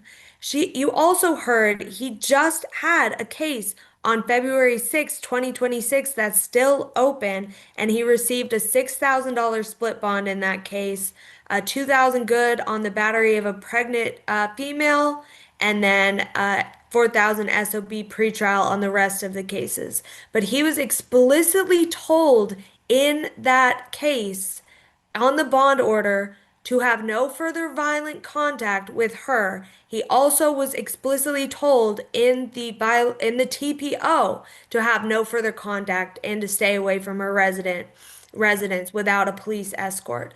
So I filed it yesterday, a motion to revoke bond in the 26 CR 001 453D case. If you would like to hear it, I would appreciate if we could revoke his bond in that case. In the alternate, though, in this case, we are asking for that $25,000 good bond Okay. with conditions, no further contact with the victim, Sheila Hutchins, and to stay away from 2983 Eleanor Terrace. And Miss Hutchins is maybe here. Yes, she's here. Where is she? She would rather Hutchins? not speak. She wants you to know that she is afraid for her and her children and her unborn child. She's tired of his abuse and needs him to remain in jail. Okay. Your Honor, excuse me. The theft by taking case that I reported, that actually is open, the 25 SC 003928. All right. And you all are revoking. All right. Go Correct. ahead, PD Kim. Yes, Your Honor. Mr. Cooper is 36 years old, born and raised here in Georgia, Your Honor. He has a total of 4 minor children, Your Honor, and 3 of them are with Miss Hutchins, complaining witness. They're legally married and they have a divorce pending right now. And my client says February 28th, when Ella, the victim, is claiming that he went to her place, he was actually incarcerated, so it was impossible for him to go at all. He also has a video. And Your Honor, incident date March 11th, because he knows he went there with a law enforcement officer. He was allowed to go there if he has a law enforcement officer, police officer. So he did the right thing. Your Honor, a lot of things, my client denies the allegation. He has no objection to stay away and no contact as long as he can have a third party transfer for his 3 children. And he was about to start his new job today, but I don't think he's going to be able to keep that job because he couldn't show up. And we asked for signature on bond. However, if Your Honor is not inclined to give him a signature on bond, We asked for the lowest possible bond, $1,000. Thank you. No, I'm certainly not going to give him a $1,000 bond. And the victim is she's afraid and needs to feel safe. So I'm going to order the $25,000 good bond, 10,000 violating protective order, 5,000 simple battery, 10,000 battery against a person who's pregnant. So $25,000 good bond, no drugs, alcohol, weapons, or guns while on bond, and stay away from the Eleanor Terrace address and no further contact. And I mean, no further contact whatsoever, not with an escort, not with anybody. You shouldn't be going back to the home where Miss Hutchins is. So no further contact. And Your- Judge, are you gonna rule on the motion to revoke bond in the 1453D case, or are we gonna reserve that for SAP? They usually go ahead and revoke pretrial. The pretrial part of it is being, I'm not sure if that revokes the entire bond. I'm not. Well, But it'll it come would up be on it SAP. is a bond surrender from us. Mm-hmm. I usually don't have to rule on it, ASG Tucker, but if I do, I guess it'll come up on Thursday. Okay. Your Honor, KP Sheriff's 10% program, it's extremely high, Rod. No, I definitely won't agree with that for him. I'm alarmed by the allegation.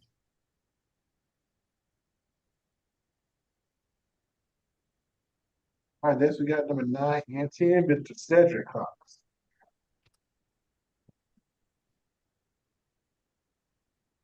And apologies for my confusion with the other Cox earlier. I Oh, know it's what we're okay. talking about now. That's okay.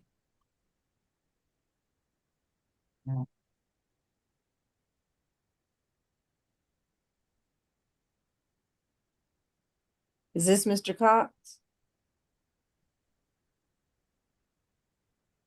26 CR 0017772L. Cedric Cox charged with 1 count of theft by receiving stolen property. Position 10, 26 CR 0017778L. Cedric Cox charged with 1 count of battery family violence, 2nd count criminal trespass, 3rd count willful obstruction. Mr. Cox has 7 cycles total, 3 from the state of Michigan. There's a 2018 conviction out of DeKalb County for burglary first degree and willful obstruction of law enforcement officers. There are 3 convictions outside of the 10-year period. The recommended level is level 2. Nothing further. Okay. Yes, Judge. I'm going to take the cases one at a time because they are different. In the theft by receiving stolen property, we are asking for a $1,500 good bond with conditions no further contact with Andre Sneed. That's based mostly on the history. You did hear he's got 5 total, including this arrests out of Georgia, and 3 of them are theft by receiving misdemeanor, a conviction that was from 2013, a theft by taking charge from 2016, and then that burglary conviction from 2017. So these are all theft related offenses. In this case, the victim had dropped his car off at AutoZone. When he returned, his front window was smashed and his Ray-Ban Meta glasses were stolen. A few days later, the defendant had pawned those glasses. We did speak with the victim. He did get the glasses back and they were returned with no damage. But based on the history, we're asking for a $1,500 good bond in this case and just no contact with the victim. Would you like me to go into the Let's do second the case? second one. Okay. Okay. And then in the second case, we're asking for a $2,000 good bond on the battery family violence, 500 on the criminal trespass, and 1,000 on the obstruction with conditions no further contact with Charika Washington and to stay away from her place at 532 Cleveland Avenue Southwest, apartment 19D. The facts in this case allege that the victim approached the defendant because he was laying down, he was feeling sick, and she just was rubbing his face to try to comfort him when he kind of lost it. He struck her in the face twice. She fell down, so he kicked her while she was down twice. She went to the bathroom to clean up her bloody nose, and he began slamming her phone. She eventually called 911, and when officers arrived, he actively blocked the door and yelled obscenities at the police through the window, refused to answer, and did not cooperate. So that's why he was not arrested at the time. This case is from February of this year. We did speak with Miss Washington, and I believe she is on the line now. Um, she says she's fine. She wants no further violent contact. But considering the allegations, I think there's definitely something more going on here. I don't know if it's MH issues. I don't know if it's alcohol or drug issues. But considering the violence alleged, he did have that prior battery amended to a disorderly conduct in 2022. We're asking for that $3,500 total good bond with no further contact and to stay away. All right.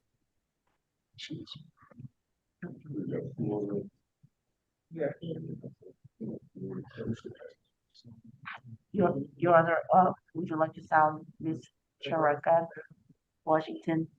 Is she on the line? Yes, I can Miss see her. Washington? Unmute, please.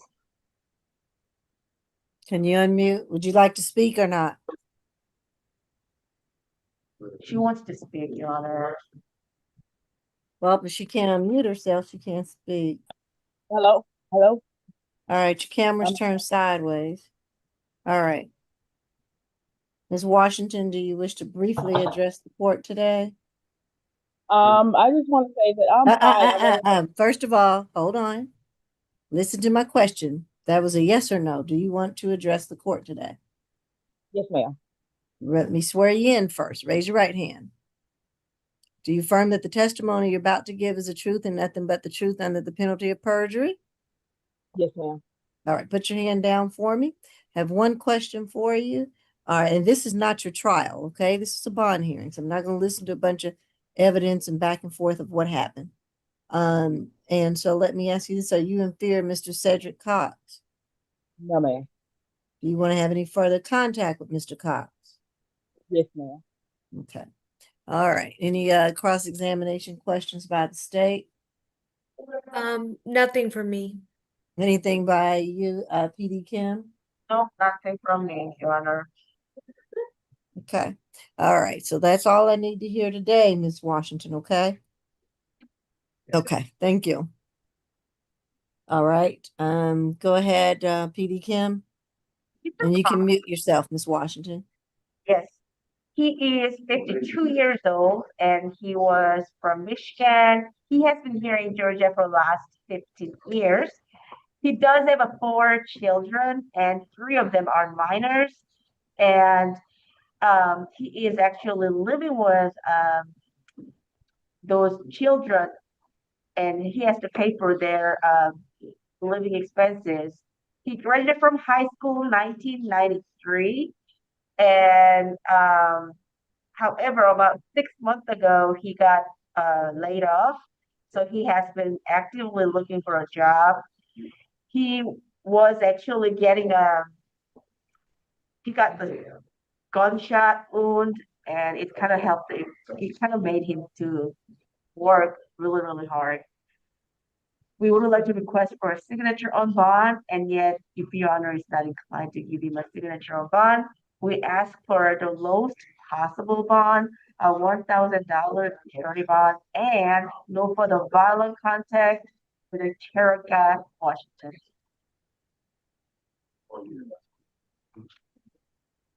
I'm going to go with the $3,500 surety bond, which is $2,000 on the battery family violence, $500 on the criminal trespass, $1,000 on the willful obstruction. No drugs, alcohol, weapons, or guns while on bond. I'm going to order no further violent contact with the victim. And I guess that's it. 3,500. Yes. And then on the theft by receiving case. And then on the second case, hold on a second. That is on that one, the $3,000 surety bond, 1,500 on the simple battery, 1,000 on the criminal trespass, and 500 on the disorderly. No, Your Oh, Honor. wait. I'm going the wrong way. I'm Mhm. sorry. I went the other way instead of that way. Sorry. This is his other case is position 9, correct? Yes. Right. That was a $1,500 good bond. On the Was theft the by other one a good bond as well? Yes, Okay, both of them are good bonds. thank The you. position 10 is a $3,500 good bond. And then position 9 is a $1,500 good bond on the theft by receiving stolen property. Gotcha.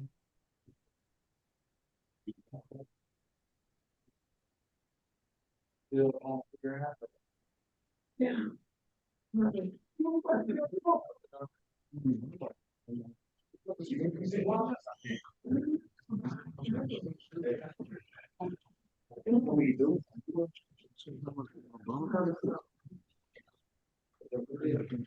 do we have next?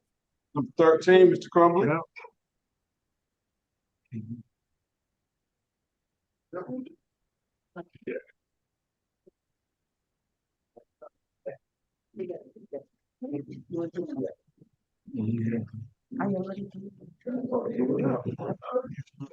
So far.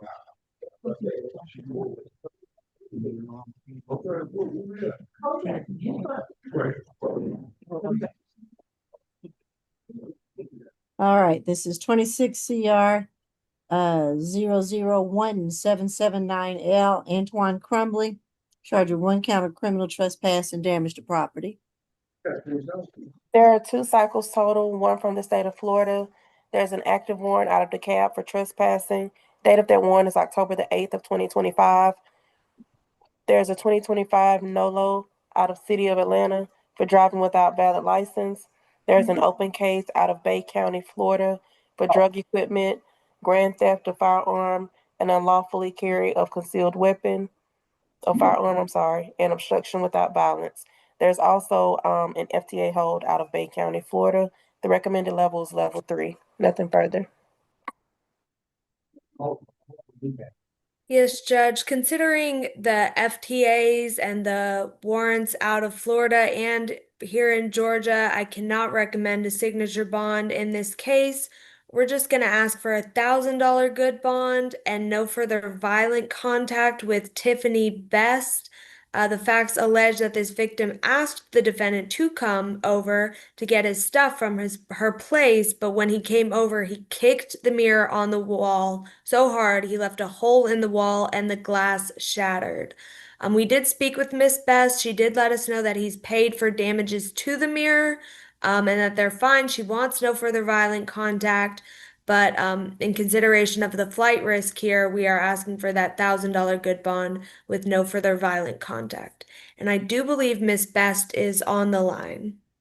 All right, Ms. Best, do you wish to address the court briefly today? Yes. Raise your right hand for me. Do you affirm that the testimony you're about to give is the truth and nothing but the truth under the penalty of perjury? Yes, ma'am. All right, put your hand down for me. Are you in fear of Mr. Crumley? No, ma'am. You want to have any further contact with Mr. Crumley? Yes. All right, thank you. Any cross-examination by the state? Nothing further from me. Any cross-examination by PD Kim? Nope, nothing from defense, Your Honor. All right, thank you, Ms. Best. You can mute yourself again. All right, go ahead, PD Kim. Yes, Mr. Crumbly is 21 years young. He was born and raised here in Georgia, Your Honor. He has no children. He graduated from high school actually last year, 2025. And then after that, he has been going to college, Jackson State University. He's a freshman there. And while he's taking some classes, he is full-time parcel auditor, and working really, really hard. Your Honor, we he's not a flight risk because he has a hold at DeKalb County in Florida, so he will be in jail for a long, long time. On the condition that he will be transferred to, he will be released to DeKalb County. We ask for a signature on bond through pretrial, no matter what level it is, in level 3, because he has no funds to make any payment at this point.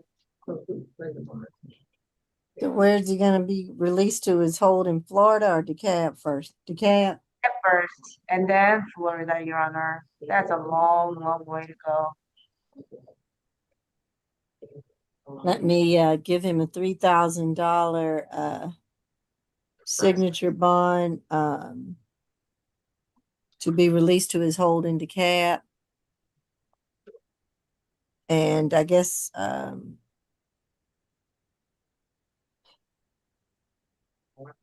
no further violent contact with Tiffany Best. No drugs, alcohol, weapons, or guns while on bond. And I guess that signature bond will be through the jail, but released to his hold in DeKalb. Thank you, Your Honor. Okay. All right, next we got 17, Mr. Finnegan. All right, you're free to go, Ms. Best. Thank you.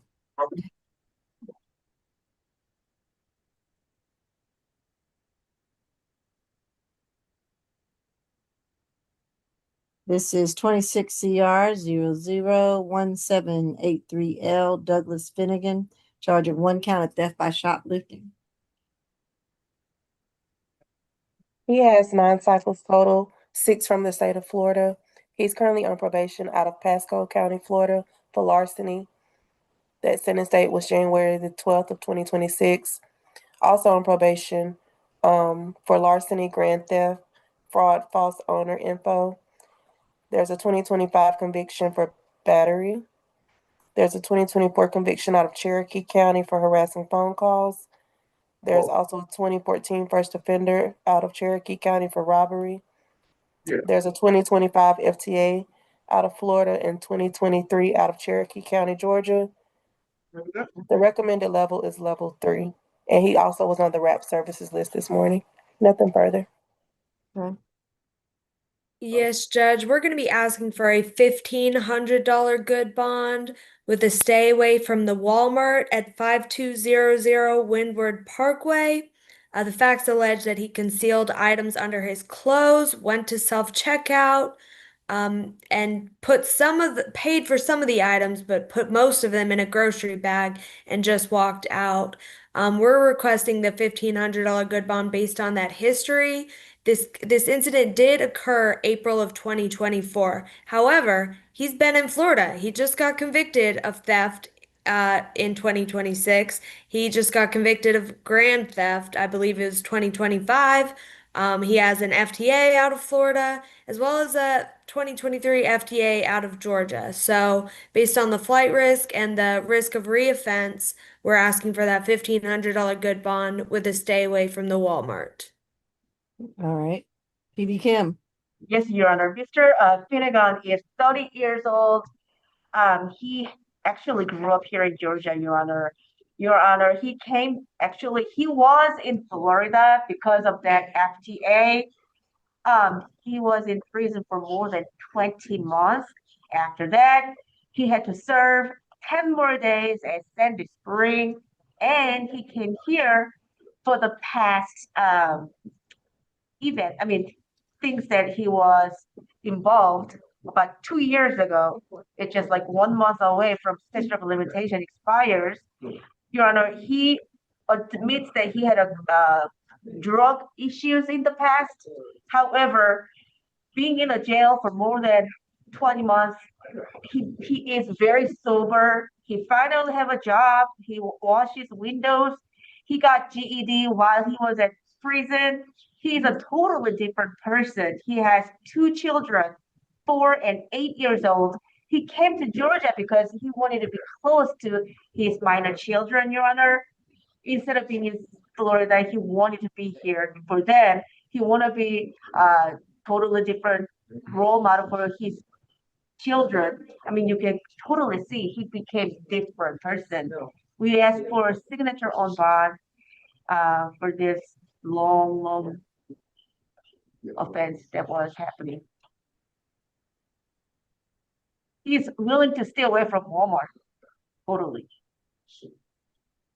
Okay, we just want to make sure that life is behind him. I'm going to give him a $1,500 surety bond and stay away from the Walmart on Wynwood Parkway. No drugs, alcohol, weapons, or guns while on bond. Your Honor, did you mean to say signature on bond? No, I surety bond. Well, there's a $1,000 surety bond already set. Can we just have a? Oh, 1,000 is already set. Yes. Oh, okay. I'll make it 1,000 surety. Can we ask for a sheriff 10%, Your Honor? He's been in jail for a long time, Your Honor. He's been in jail for what now? More than 20 months, Your Honor. More than 20 months? Yes. That was in Florida, though, so I'm not sure that he would get credit for time served here. Mm-mm. He's not asking for time served. He just wanna be able to get out of the jail to take care of his minor children, Your Honor.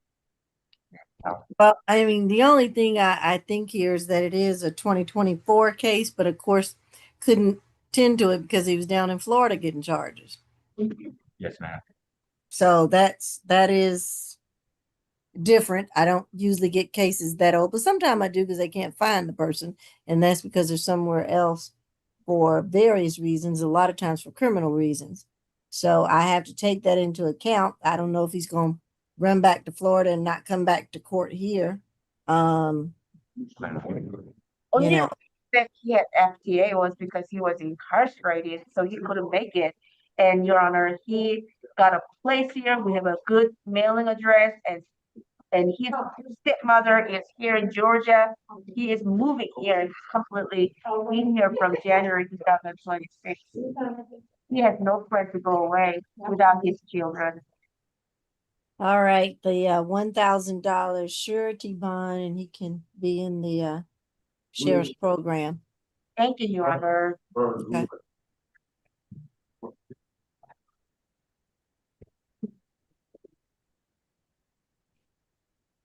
At 21, Mr. Jenkins.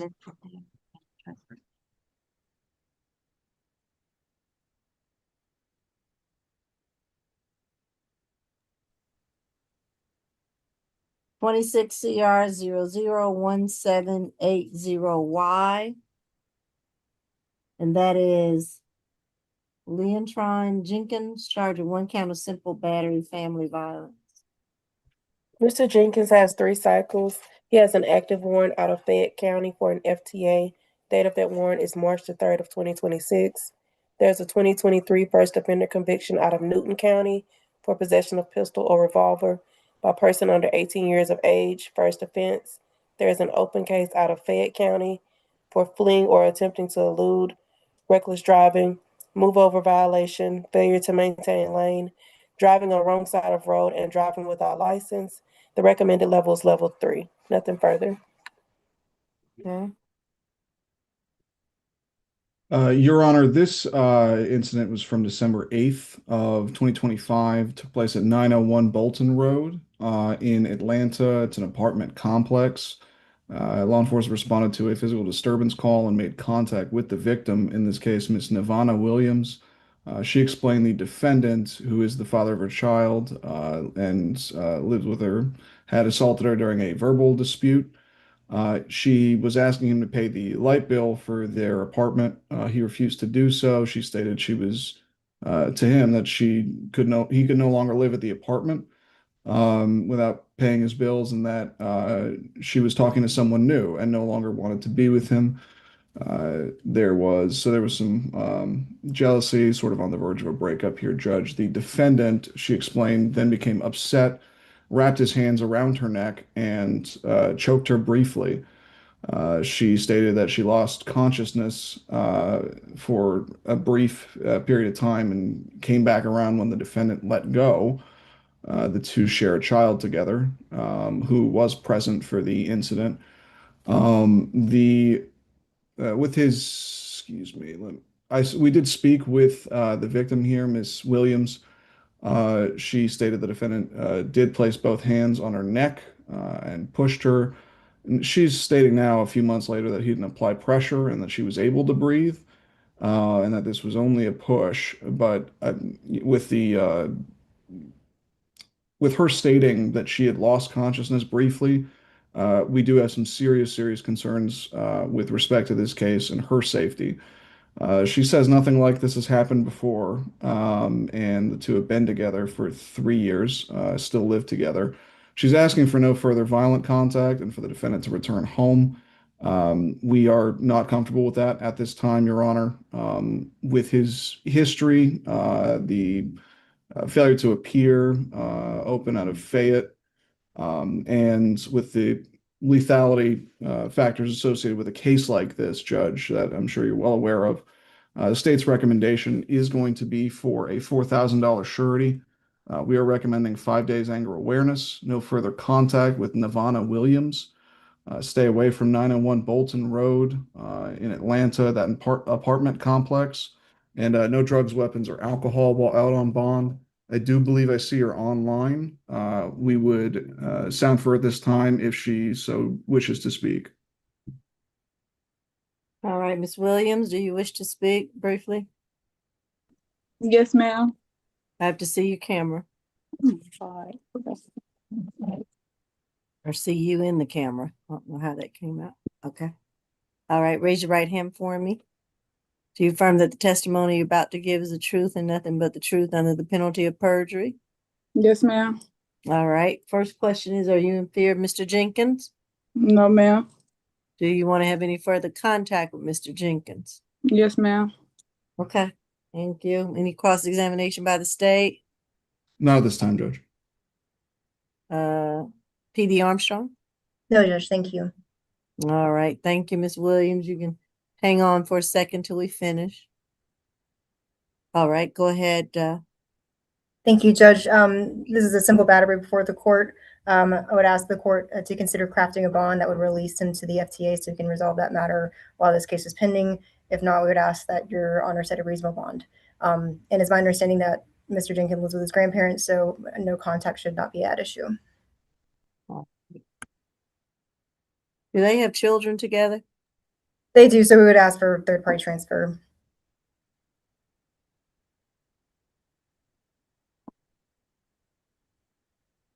I will grant the $4,000 signature bond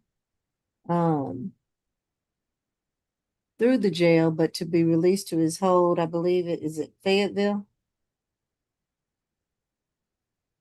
That's my understanding. I'll defer to Or was Ma'am, it it was Fayette County. Fayette County to be released to his hold in Fayette. With that 4,000 signature, we're gonna order a stay away from the 901 Bolton Road, the complex there. He doesn't live there, he doesn't need to be there. And no further violent contact with Navana Williams.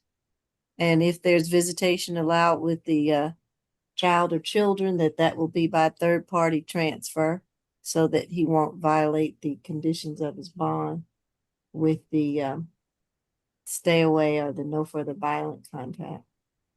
No drugs, alcohol, weapons, or guns while on bond. All right, that's it. Thank you, Judge. And then we got 28, Mr. Ramey.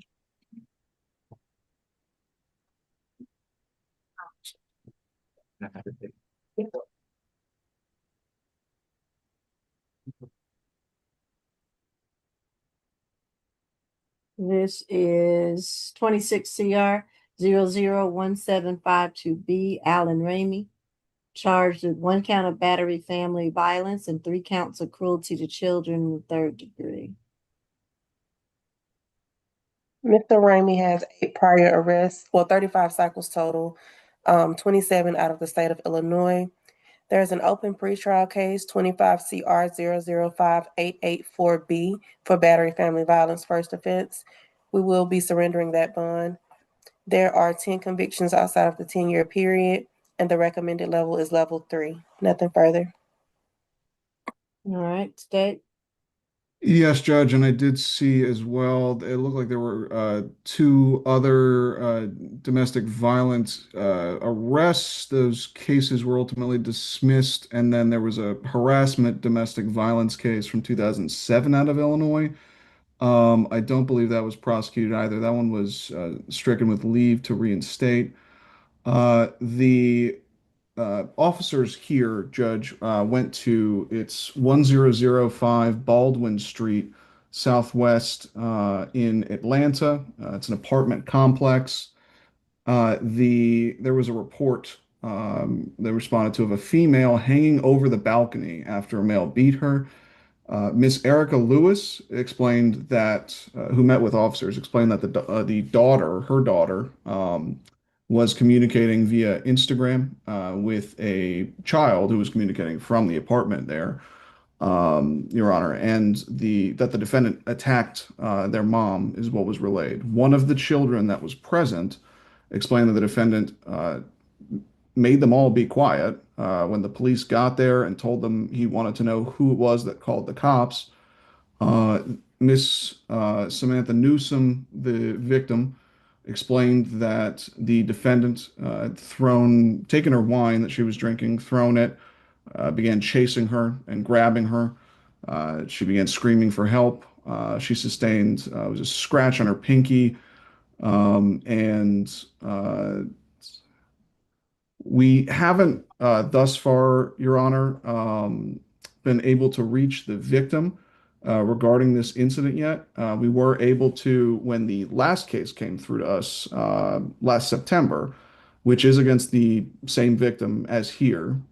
We were at that time able to conduct a danger assessment, which revealed that he has threatened to kill her, controls most or all of her daily activities, is violently and constantly jealous of her, leaves her threatening messages, and destroys her property, in addition to having taken means to avoid arrest for his domestic violence. From that assessment, the victim was determined to be in severe danger. And frankly, it's evident to us that her children are too. And that previous case, he is in violation of the no further contact order that was issued on September 24th, 2025. We will be filing today a motion to revoke bond in that case, Judge. Given the intimidating, the risk of intimidating witnesses here, the obstruction of justice risk that we're seeing as well, the threat, danger to Miss Newsom and her children, and the risk of reoffense here with this being a subsequent arrest for domestic violence against the same victim.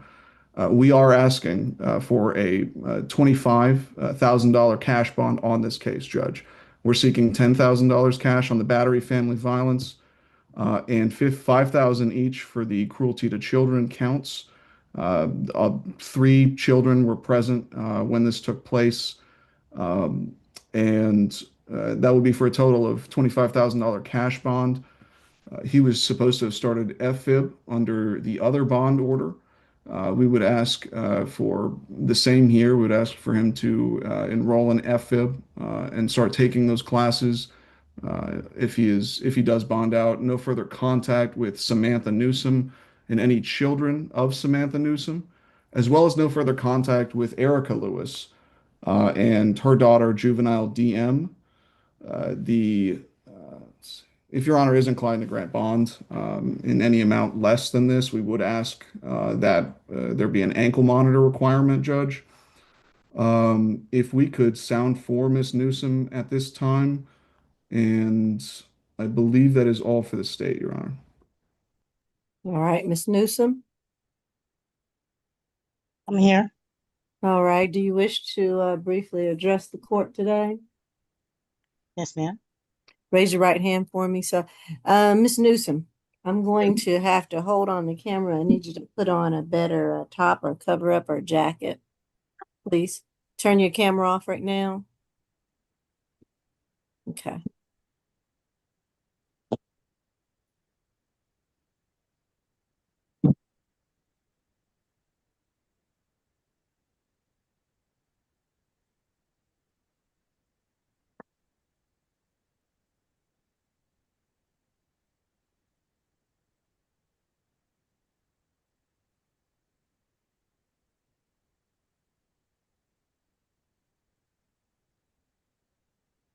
And while we're waiting, Judge, he is also in violation of the stay away condition of that bond from September 24th. It's the same address that he was at here, Your Honor. Okay. I'm ready, Your Honor. All right. Turn your camera back on for me.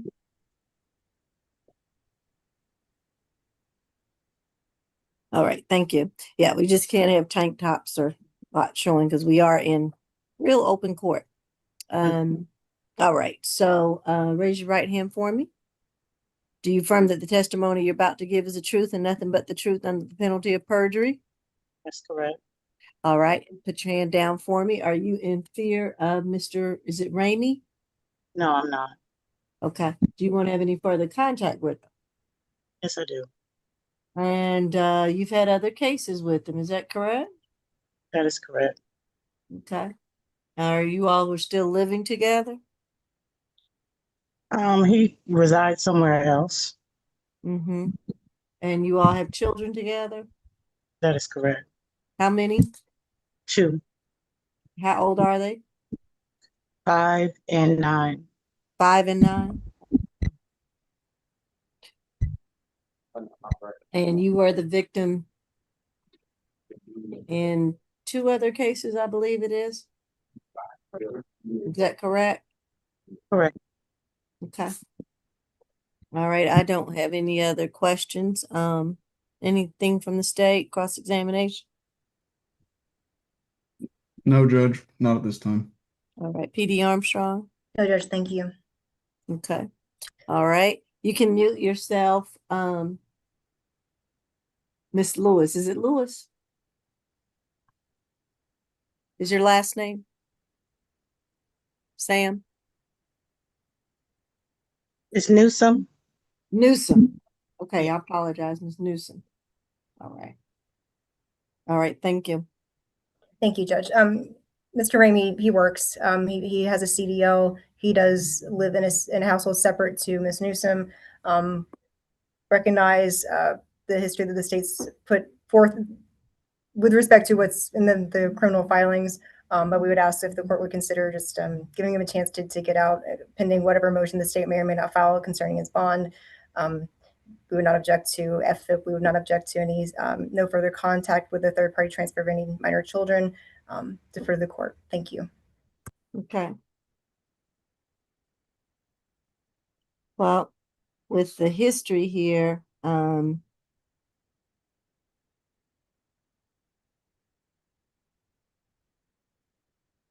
I certainly will be getting a cash bond until we can stop Mr. Ramey from getting additional cases. They're going to revoke his other bond. I will make this split bond. And with the split bond, it'll be 10,000 cash on the battery family violence and 1,000 on each of the cruelty cases. And that will be a $3,000 surety bond on the cruelty charges. No drugs, alcohol, weapons, or guns while on bond, and a stay away from the incident location, 1005 Baldwin Street, which I assume is Miss Newsom's address. Stay away from there or her. No further contact with her and her children, the minor children.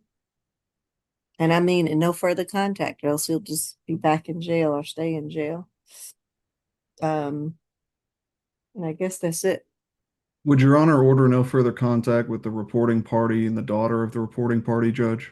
Yes, no further contact with her. That's where I got the Erica name from, I think, did I? Mm-hmm. Okay. No further contact with her.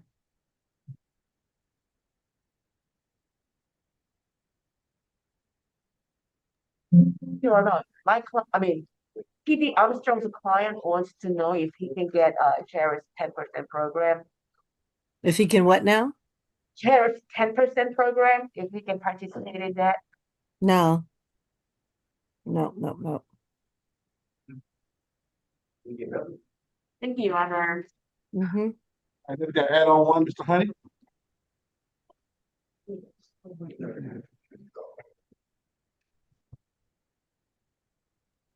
What number again, Deputy? Add on one. I don't have an add-on. They didn't send me an add-on. They did. Is it only one on the add-on? There's 2 positions. No. Okay. Read it for me, Miss Bridgewater. You know what, Your Honor, I would if I had it. I know. Where did this add-on, Deputy? You making up stuff today? No, wish I was. No. Well, it's only Wait a two. minute, I see something that Hold came on. in at 2:09. It's So only two, so we're not mad at you. okay, it's pulling up. Okay. Okay, this is on, add-on number 1 is Joseph Patrick Honey. Case number 26 CR 0001796Y. Charged with theft by shoplifting. All right. Tell me, spell that last name for me. Honey, Honey. Oh, okay. Just like it sounds. Okay. Mhm. All right. Pretrial, do they have it? That I'm not sure. Right. Did you have that pretrial or not? I did see it coming, Your Honor. Give me just one moment. I know. I do have- If I you do have haven't the been able to history. do it, ASG Tucker may have it. Yes, I know when I you can, all get them late, you gotta I kind have of the run yes, history. around. I can I go have it. through. You got Okay. it, Amber? Yeah, I do. Okay. Oh, okay. I just don't have the level, but I can find it out. But he has Okay. 83 cycles total. How many? 83. 83. Okay. Yes, ma'am. 9 of those are from the state of North Carolina. There's an active warrant out of Henry County for a probation violation. The date of that warrant is December the 10th of 2025. There's a DeKalb warrant for an FTA. Date of that warrant is January the 6th of 2026. Currently on probation out of Henry County for theft by shoplifting. There's a 2026 NOLO out of the city of Atlanta for theft by shoplifting. A 2025 NOLO for theft by shoplifting from the city of Atlanta. There's a 2016 conviction out of Fulton for forgery 4th degree, theft by deception, printing, executing, negotiating checks, drafts, etc., knowing info is an error or fictitious.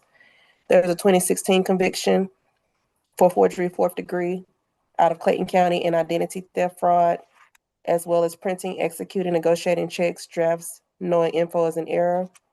2016 conviction out of Cobb County for theft by deception and forgery 4th degree. There are, 12 convictions, 12? 20 convictions outside of the 10-year period. There's a 2023 FTA out of Fulton, 2023 FTA out of DeKalb, 2022 FTA out of Dunwoody, 2022 FTA out of Fulton, 2020 FTA out of DeKalb, 2016 out of Fulton, 2014 from the city of Atlanta, and 2014 out of Fulton.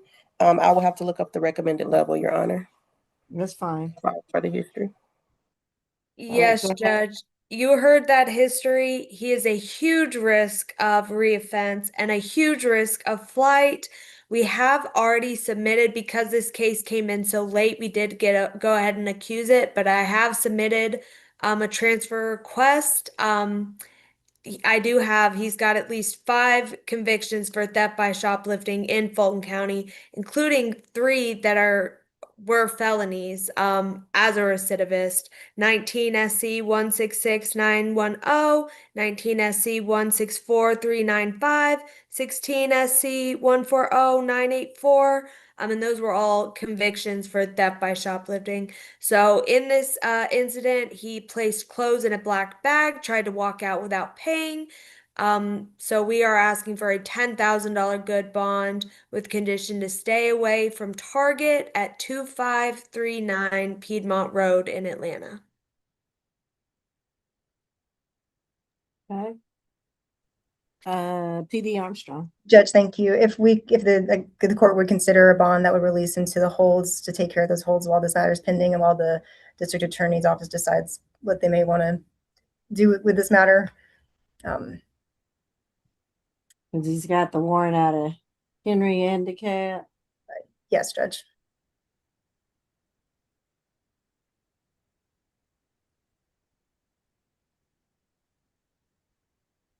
But the one out of Henry, ASG Tucker that's theft as well, right? Or is it? I believe so.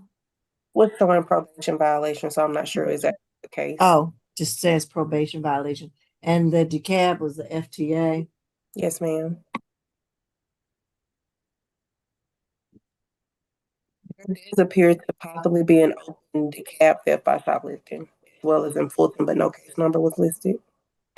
Yeah. And I know you all have sent it over for a transfer. Let me just give him the $10,000 good bond on this charge, and then maybe by that time we'll know about the DA transfer. So $10,000 good bond. No drugs, alcohol, weapons, or guns while on bond. Stay away from the Target on Piedmont Road. Actually, I probably would say stay away from all Targets in Fulton County. All right, that's it. All right, add on to Mr. Hunter. Oh, I didn't even go look to print, Miss Bridgewater. No problem, Your Honor. Add-on number 2 will be against Justin Hunter. And I believe he's also on our regular calendar. Oh. This case number is 26 CR 001795G. He's been charged with battery, family violence, hindering persons making 911 call, and also theft by taking. I don't see him on the regular calendar. I thought I As had. somebody tells me. Hold on, I know he was it yesterday he was on there? I mean, the other day. Hold on, I'll make sure. Okay, we'll go with this one. No, that must have been on Monday's calendar. He's not on this one. I think you're thinking of Ramey. Oh. Okay, That was no. Okay, Yeah. but any rate, this is him, just this one case. Okay. Okay? All right. Pre-trial. Have you been able to do that? Yes. Or you want? Yes, Your Honor, I have it. He has 32 cycles.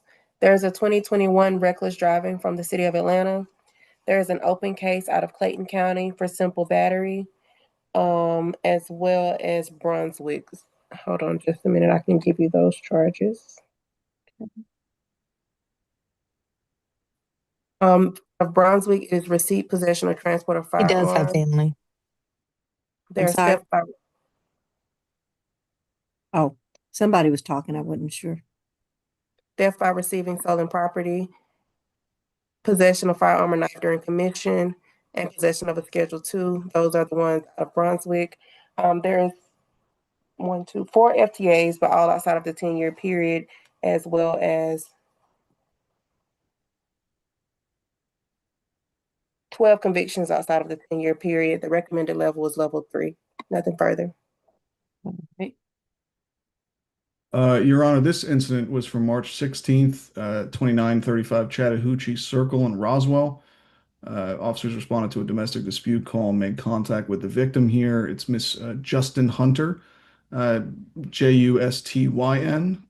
excuse me, who explained that the defendant, her father, he'd been staying at the apartment with the permission from her mother, and that there was a dispute here. It involved finances, ultimately came back around on the dispute was several days prior. In on that instance, the defendant was she explained that there was an argument over money, and that the defendant came in and attempted to take her phone from her hands, tugged on the phone, and started putting his fingers in her face. She stood up, told the defendant to get out of her face, and began to push her to sit back down.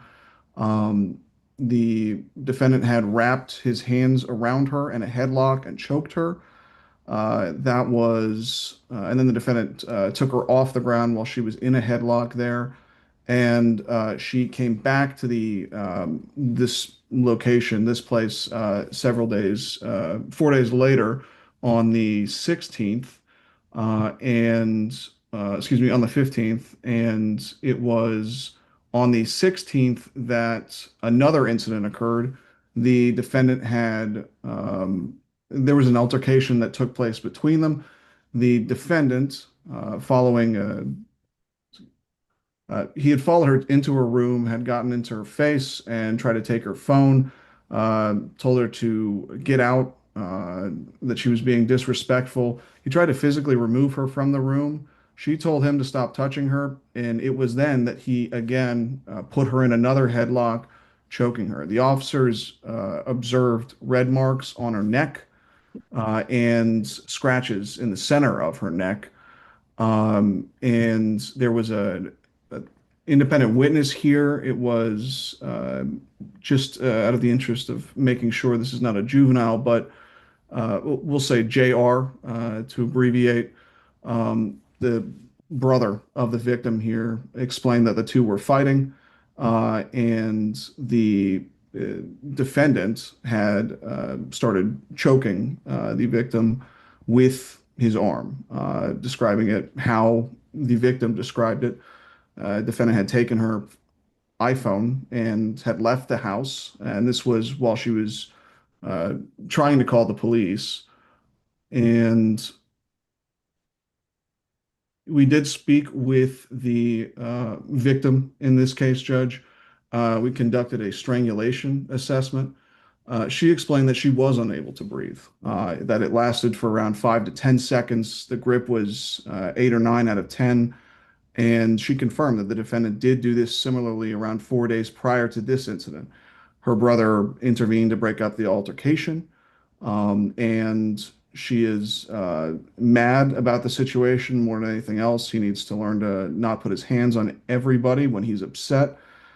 She explained that the defendant and her mother are separated, but he comes home every now and then.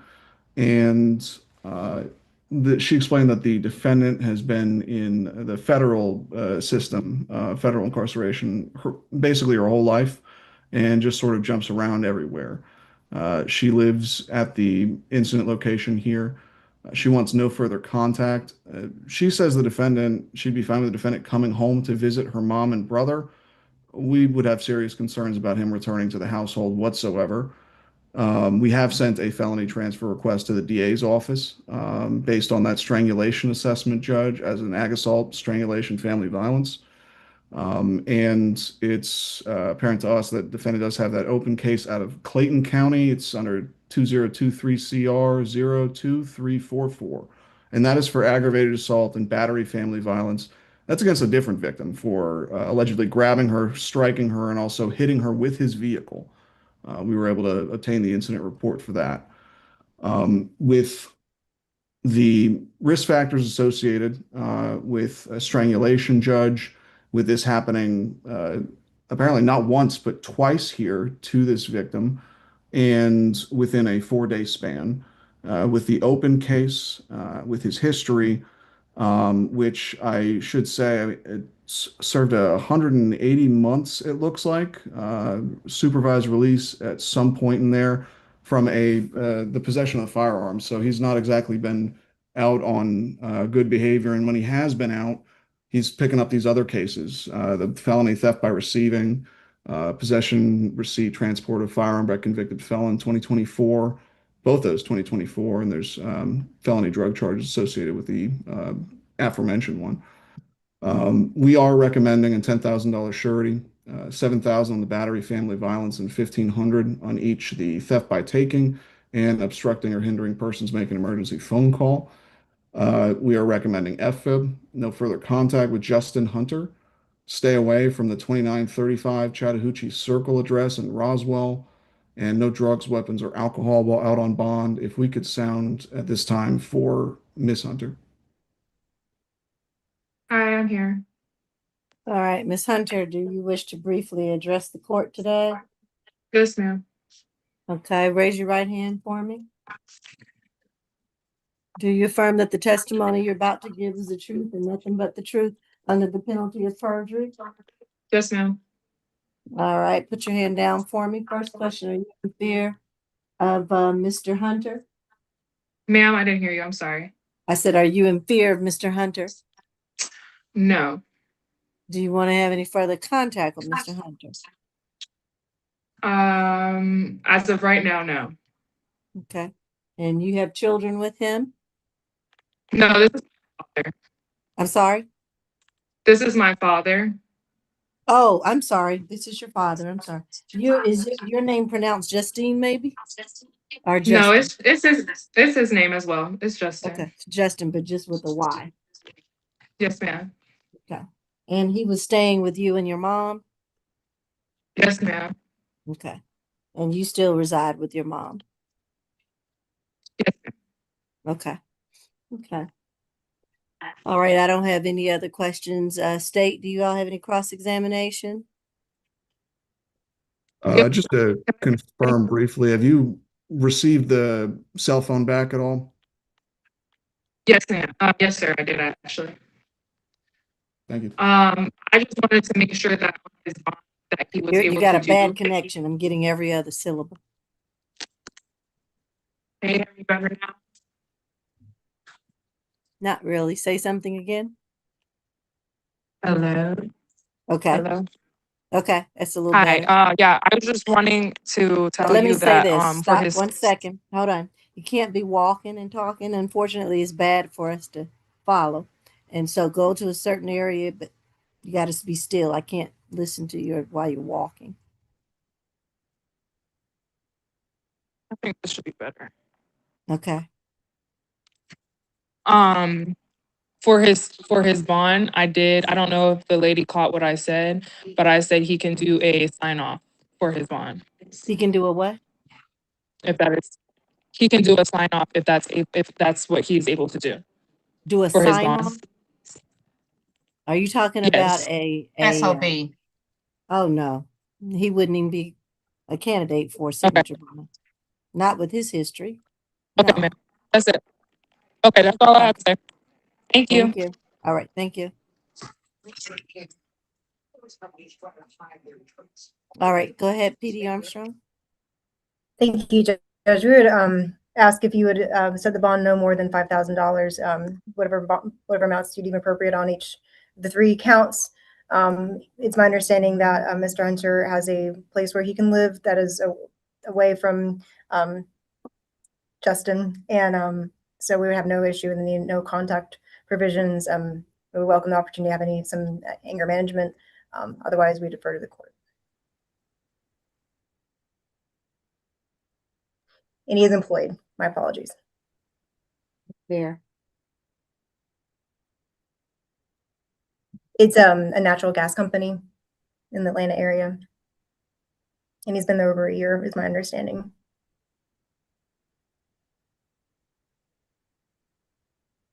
All right, I'm going to order the $10,000 surety bond. And the breakdown as far as the battery family violence was 3,000. The hindering a person making a 911 emergency telephone call would be 5,000, and then theft by taking, well, I don't know, make that the 2,000. So that's a total of 10,000 surety. Repeat that, Your Honor. First charge is 3,000, second Uh-huh. charge is 5,000, third charge is 2,000. That's a total of 10. Right. Okay. All right. And no drugs, alcohol, weapons, or guns while on bond. I'm going to order a stay away from the incident location. Right now, I'm going to order, I was going to say no further contact, although the victim states that she wants to have contact. So no further violent contact, but I'm going to order the stay away. And Judge, we would object to anything less than no further contact for this, given the risk factors associated here in his history. So if Okay. that is Your Honor's ruling, we just want that to be noted. Well, I'll change it to no further contact. I don't think there's necessity that they have to. No further contact to stay away. And you had asked that order, I think, did you ask also to start a FFIT? We did. Yeah, we can start an FFIT. Judge, if I may be heard on that matter with FFIT. Okay. And He said he was working. Okay. yes, ahead. it's just an advocacy from our client. I really appreciate your court's time. It's my understanding, and of course, I'm here to be corrected if I'm wrong, but that's about intimate partner violence. So that's why I specifically referred to anger management. Might be more appropriate, but of course, I defer to the court's ruling. Just wanted to note that. Thank you for your time. No, that's a good point. I think it usually is. Tell us, ASG Scirocco. Yeah, the FFIB generally. It's my understanding it deals with all types of family violence, Judge. Pre-trial. Yes, Your Honor, I'm sorry. What do you all have? I don't know. I know you all don't run the FFIB or anything like that, but I'll have to ask. I'm not sure because we're not supervision. So let me ask one moment. all right, what you all have. Okay. I don't know if pre-trial has anything that deals directly with the violence. I know the anger and things of that nature. But I don't know what else they offer. John, may I ask you a question? No.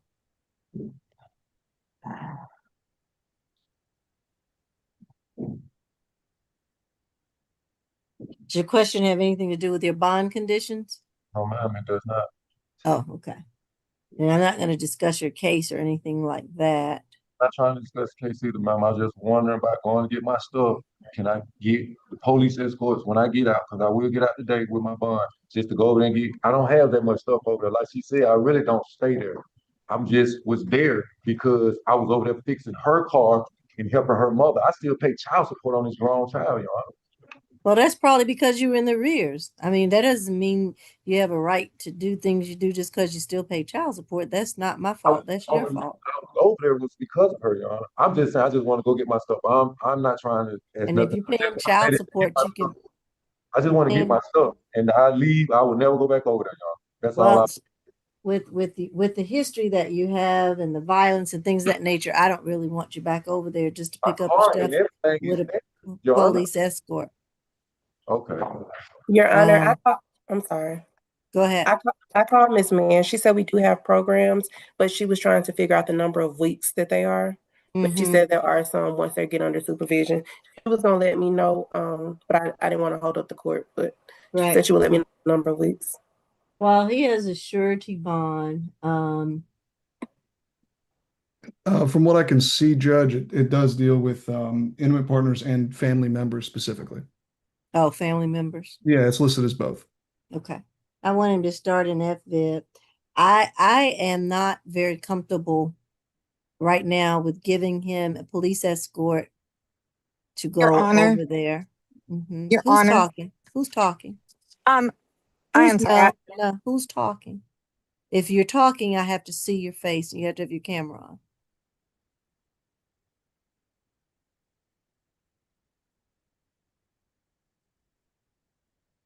Who's talking?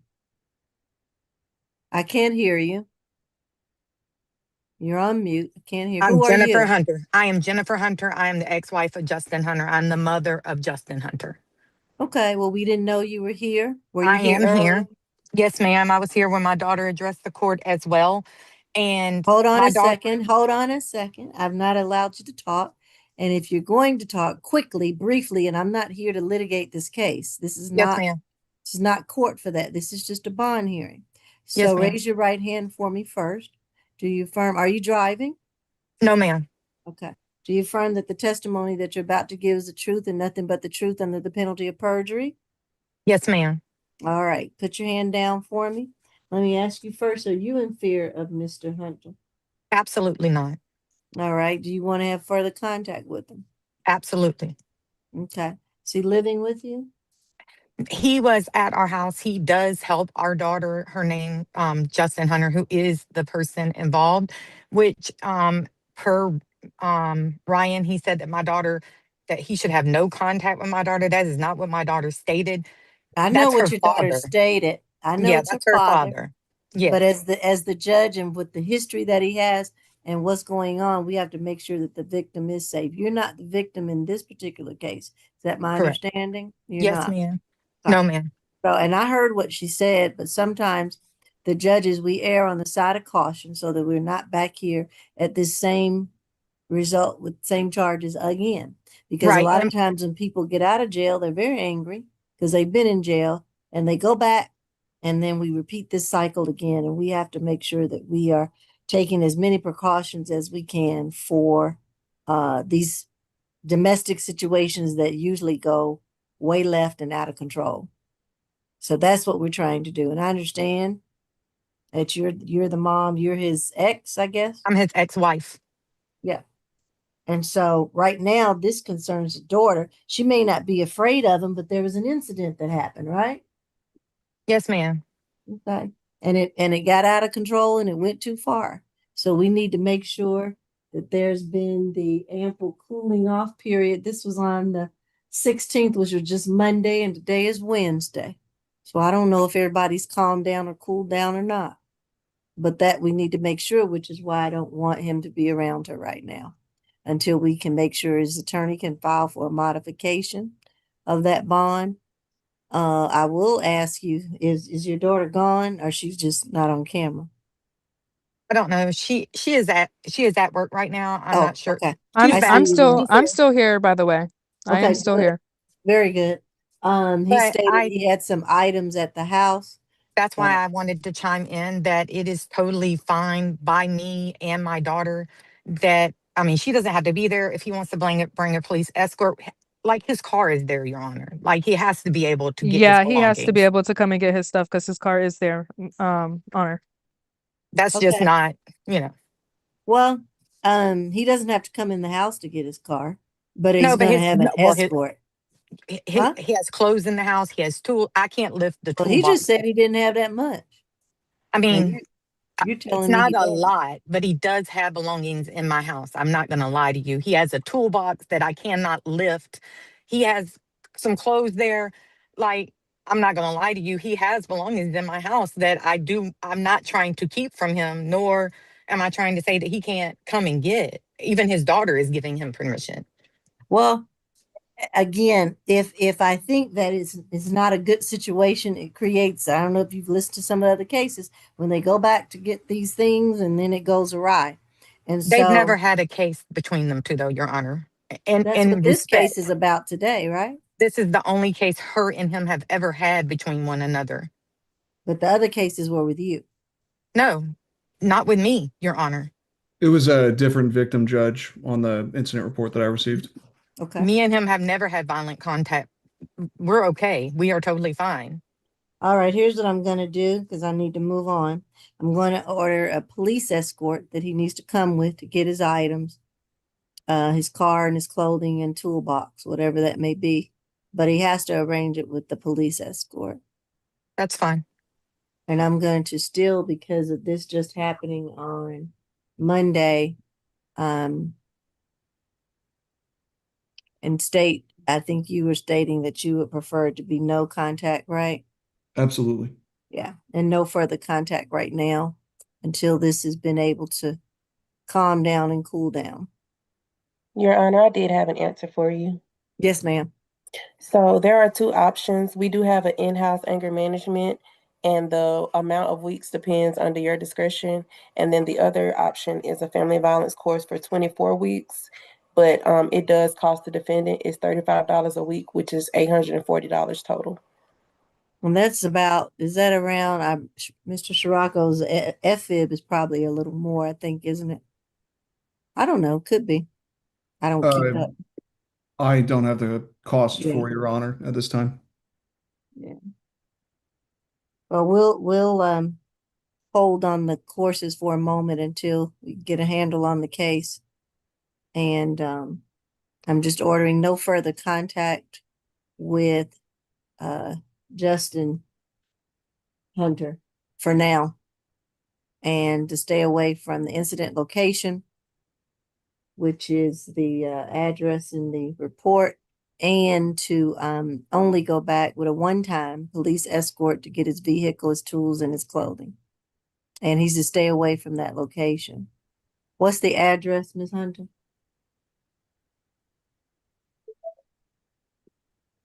Your Honor, I have it as 2935 Chattahoochee Circle. In Is that Roswell, Judge. in Roswell? Is that the correct address? Yes, ma'am. Okay. All right. We just want to make sure there's been a cooling down period. Okay. All right. Nothing further. Thank you. All right, number 6, Mr. Check Corey.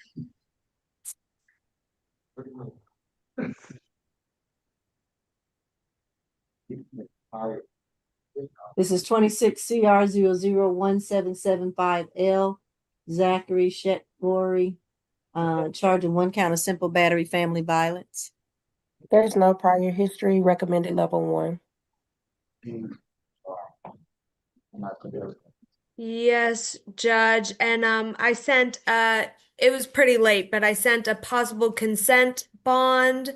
In this case, we would be consenting to $1,000 signature bond and also making the diversion offer to complete the 4-hour anger awareness course and then pay the $250 diversion enrollment fee. And then Mr. Sika Gori, if once you complete those terms of diversion, your case gets completely dismissed. He is willing to consent, Your Honor. Okay. He gets what now? He's consenting, Your Honor. Oh, okay. That's fine. For the Perfect. consent bond, right? And go Ms. ahead. I'm Kim, sorry. do you want me to send those consent bonds to you to sign, or should I sign on your behalf? Please sign on behalf. I don't have Will a do. here. Okay. Thank you. And then I was going to say, whoever Bree is, I think that was Justin Hunter. You're free to go. I think your mom may have already signed off. All right. Thank you.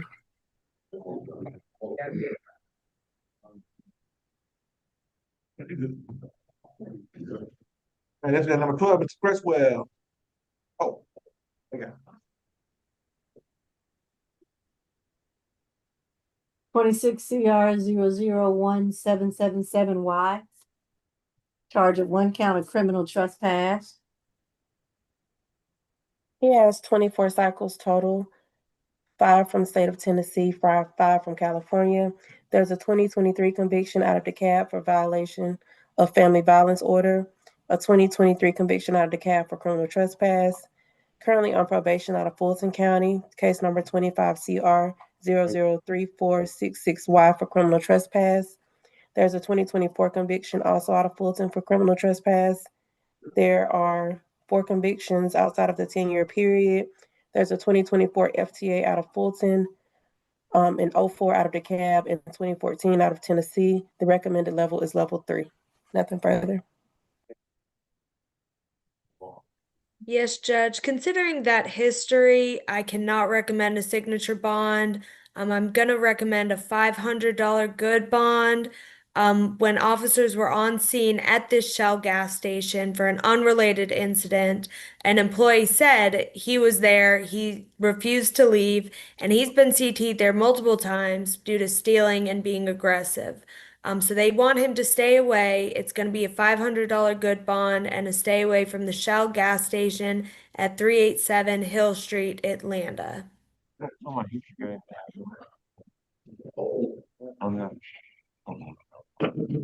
right, say that again. I'm sorry, A.S.G. Tucker.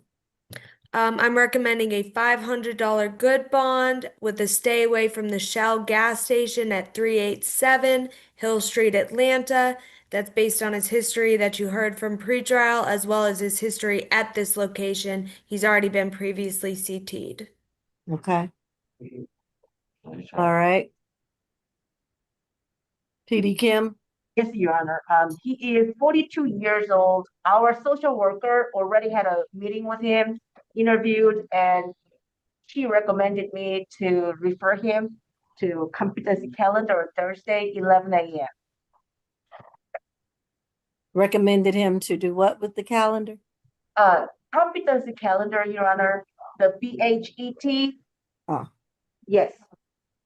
Thursday, 11 a.m., Your Honor, with a Paul Battels, public defender. Uh-huh. Yeah. Okay, so he has that for Thursday? That's what we are asking, Your Honor. I To would put like, him on that calendar? yes, Your Honor. Okay.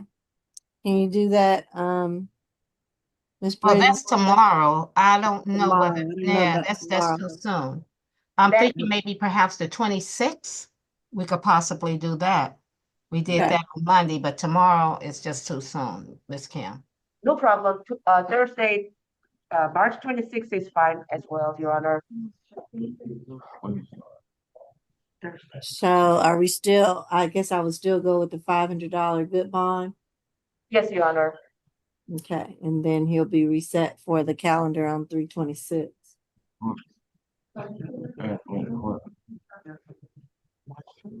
No drugs, alcohol, weapons, or guns while on bond.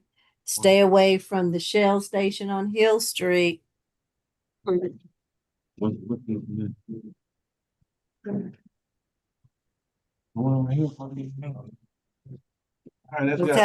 did you hear that? Stay away from the Shell station on Hill Street. No drugs, alcohol, weapons, or guns while on bond. That's it. That's it.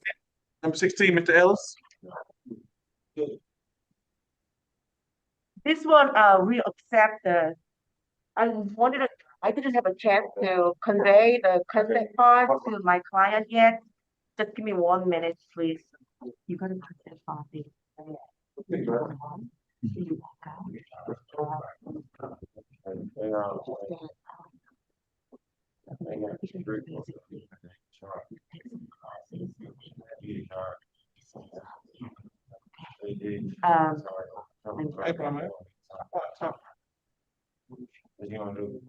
wanna find out? You wanna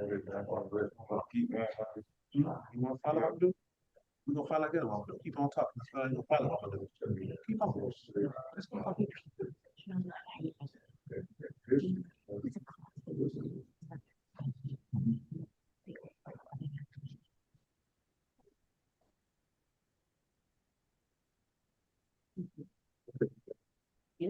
He's accepting the consent fund deal, Your Honor. This is a diversionary consent bond offer. Judge, would your honor like me to read the terms? Yes. Let me call this case. This is 16 Ronald Ellis. Is it? Is this Mr. Ellis? Yes, Your Honor, it is. Okay. 26 CR 001786B, charge of 1 count of loitering prowling, and we have a diversion order. That is correct. Judge, the terms of the bond here are, it's a $3,000 signature bond through pretrial services level 1. Defendant shall enroll in pretrial diversion and pay any required enrollment fee. Defendant shall enroll in an OP21 law and decision-making course and pay any required course fees. Defendant shall stay away from the Academy of Medicine that is located at 875 West Peachtree Street Northwest in Atlanta. Defendant shall complete 20 hours community service. have no drugs, alcohol, or weapons while out on bond, and shall have no further violations of the law. Are these the terms as you understood them, Ms. Kim? Yes, And we just need to make sure we have updated contact information for the defendant yes. sent to our diversion liaison, Miss Mathis, by the end of today. Matthias, what was the last name again? It's in the email that I sent you. The address is in there. Is that sufficient? I'll do that. Thank you. All right. Your Honor, if I may, for just a moment, I have not received any of these consent bonds. So in a timely manner, after court is over, will you all please submit them to me so I can get it to the judge for her signature? Please? Yeah, that sounds like she's worried, meaning that Yeah. she may not get them and she will be there all night waiting on them. I'm So she does sending not mine want right to. now. I Please, appreciate thank it. you, ASG Tucker. And I don't we'll, have a signature on mine. If you could send yours once you sign it, Ms. Kim, thank you. But actually, consent, express consent, you are more Okay. than welcome to sign. Yeah. and sign with All it right. with her permission. Okay, Sure. good. Thank you, guys. Thank you. All right. Who do we have next, deputies? I'm sorry, what was that bond again? I'm sorry. $3,000 signature bond through pretrial level 1. Okay.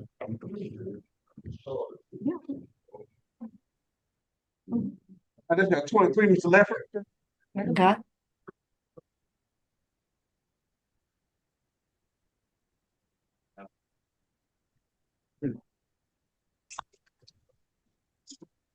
This is 26 CR 001791E, Daniel Letford, charged with 1 count of simple battery family violence. Mr. Ledford has 3 cycles. There's a 2020 conviction out of Cherokee County for possession of marijuana less than an ounce and DUI. There's a 2013 first offender out of Toombs County for possession of marijuana less than an ounce. There's an open case out of Tyrone, Georgia for terroristic threats and acts. The recommended level is level 2. Nothing further. Okay. Okay. Yes, Your Honor. So this offense took place on March 17th of 2026 at 2430 Cheshire Bridge Road in Atlanta, Georgia. Officer Brooks was dispatched to the incident location over a dispute call. He made contact with the victim, who showed him a video of the defendant spitting on her, and they've been together for about 3 or 4 years. And Your Honor, if I Uh-oh. I think you're. may, Mr. Valadares, we your were able to connection make is cutting in and contact out. with the victim earlier today. This is the Mr. first arrest for Valadares. domestic violence. I think, no, you were Oh, frozen. is it? We heard your voice, and then you probably have Yes. to start over a little bit because we weren't able to. Okay. Yeah. Okay. Did you get all the facts down, or do you want me to restart with those? Restart with those. Okay, sure. So Officer Brooks was dispatched to the incident location over a dispute call, and he made contact with the victim, who showed him a video of the defendant spitting on her. They have been together for about 3 or 4 years. They weren't married. They don't share any kids, but they were living together at the time. And then our office was able to make contact with the victim, and she stated that there were multiple police reports. There are multiple police reports out of Clayton County, but this is the first actual arrest for domestic violence. But she said in the past the defendant has strangled her, punched her, chipped her tooth. She explained that she also filed a TPO in the past in Clayton County. But the defendant was able to delete all the evidence, so the judge dismissed the case. In addition, we were able to complete a lethality assessment, and we were determined that she was in extreme danger. There were certain issues like an alcohol problem. She answered in the affirmative that he tried to choke her, that he tries to control her daily activities, that she believes that he is capable of killing her. He's left threatening messages before. And Your Honor, based on the victim's statements, we determined that she is in extreme danger based on her statements.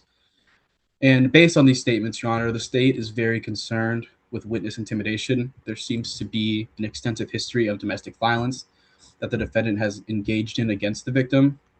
And as Your Honor knows, the family violence cases can be very difficult for victims. We are also concerned that this defendant may be a threat and danger to the victim. As Your Honor heard, they determined that through the danger assessment, that she is in extreme danger, and it follows from that determination that this defendant would likely to reoffend. And finally, Your Honor, this incident just took place yesterday. There's been virtually no cooling off period. And based on that, Your Honor, the state would ask for a $6,000 surety bond, FVIP, no further contact with the victim, Smile Rodnez, stay away from the incident location at 2430 Cheshire Bridge Road, and no drugs, weapons, or alcohol. And I do believe I saw the victim in this call. If we could sound for her. Okay. And tell me the victim's name again. Miss Smile Rodnez. Smile. Yes, okay. Rodnez, Rodnez. Easy. All right, Miss Rodnez, do you wish to briefly address the court today? Yes, Your Honor. All right, raise your right hand.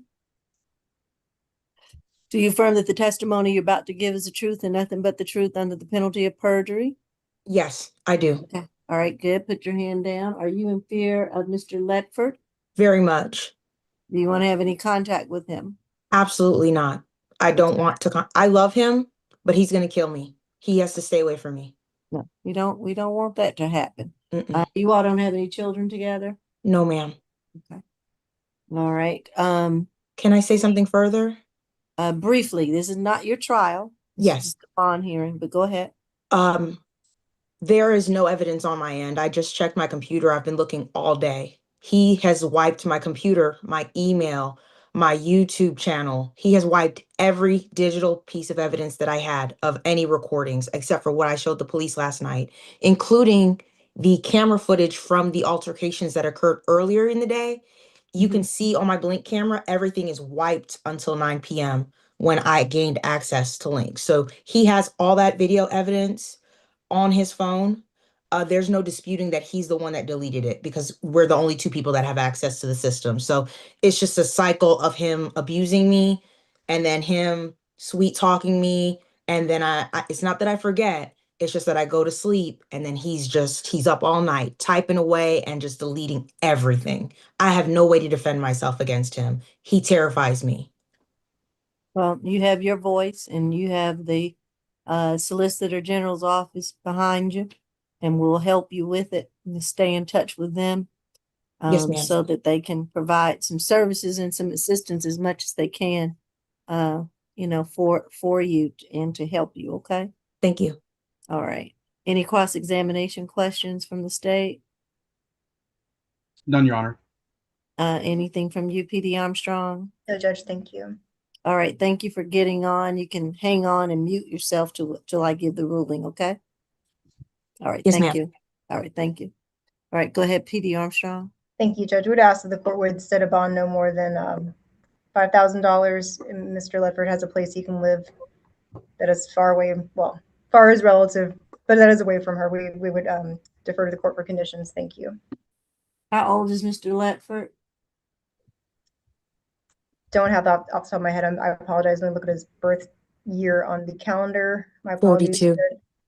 Looks like 42. 42. Okay. And my only other question, is he working or what does he do? He's employed. He's employed, not you, That's Miss. what's been reported to me, Judge. So That he is employed. Okay. yes. All right, I'm going to grant the $6,000 surety bond. And I'm going to order him to stay away from anywhere that Miss Rodriguez, I bet that wasn't it. I think I misspelled it. Anywhere that this victim may be, can't go to her job. He can't go to her home. He can't go within 200 yards of her, which is 2 football fields. He cannot reach out to her by computer, by email, by phone, not through any other third parties. All those bond conditions are there. When we mean no further contact, it's no contact whatsoever. And he needs to stay away from her. She's in fear and we want to make sure that she's going to be safe. If she sees him coming her way or knows he's around, she'll call the police. He'll be rearrested if he gets out on bond. I'm inclined to make the bond higher. I'm going to order that he begin FFIB. No further contact, stay away, no drugs, alcohol, weapons, or guns while on bond.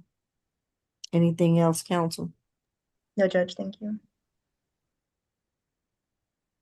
All right, be safe, and that's my ruling for today. Next case. Now, before we can come, she has everything of mine at her house, electronics in my wallet and my social security card, my birth certificate, everything here. Can I send somebody to pick it up? I will allow you to send someone. I don't want you to go. Judge, we as would be long- concerned about further destruction of evidence in this case. Sending someone, going himself, in any case, we're concerned. Sir, she has May my I say something? wallet and my clothes, every bit of it. Hold on. I have no problem with him getting his stuff. However, I will say this. He has had his friends intimidate me before my court date for the restraining order, and somebody slashed my tires, and I missed my court date. So Oh, that, then that answers that question. No, yeah, you like can't go back and he get your can't have stuff. his I don't want his friends to know where I live. He Judge, can I- Well, they already probably already do. Yes, ma'am. PD Armstrong. Yes, thank you so much, Judge. Very briefly, if I would ask the court that you would consider maybe the property being dropped off at a law enforcement agency, so supervised. Right. Okay. Thank you. Yes, that's a very good suggestion.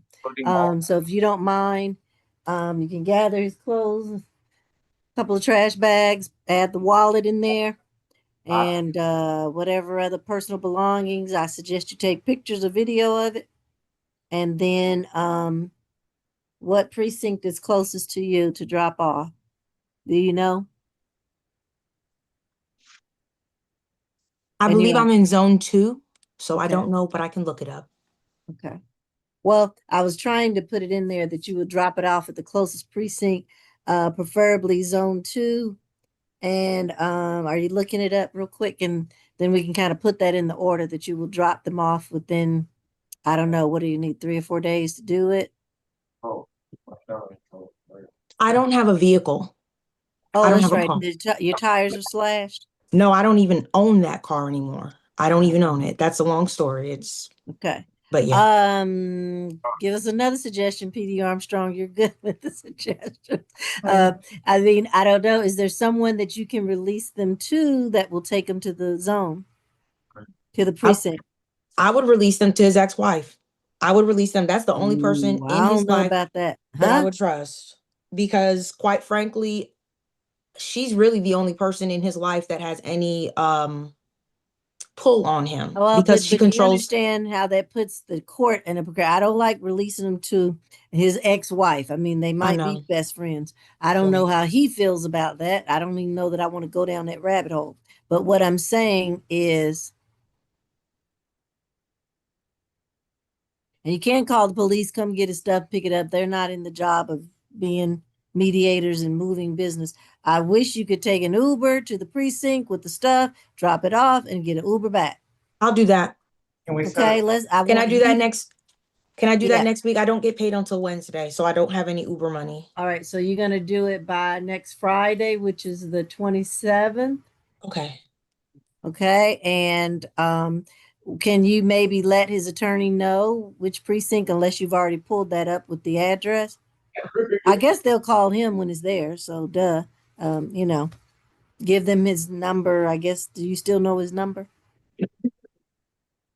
Daniel's phone number, I have his number. The nearest one to me is on Lennox Road, but Lennox Road, it's a okay. mini precinct Well, in the there should be mall. somebody there in the mall.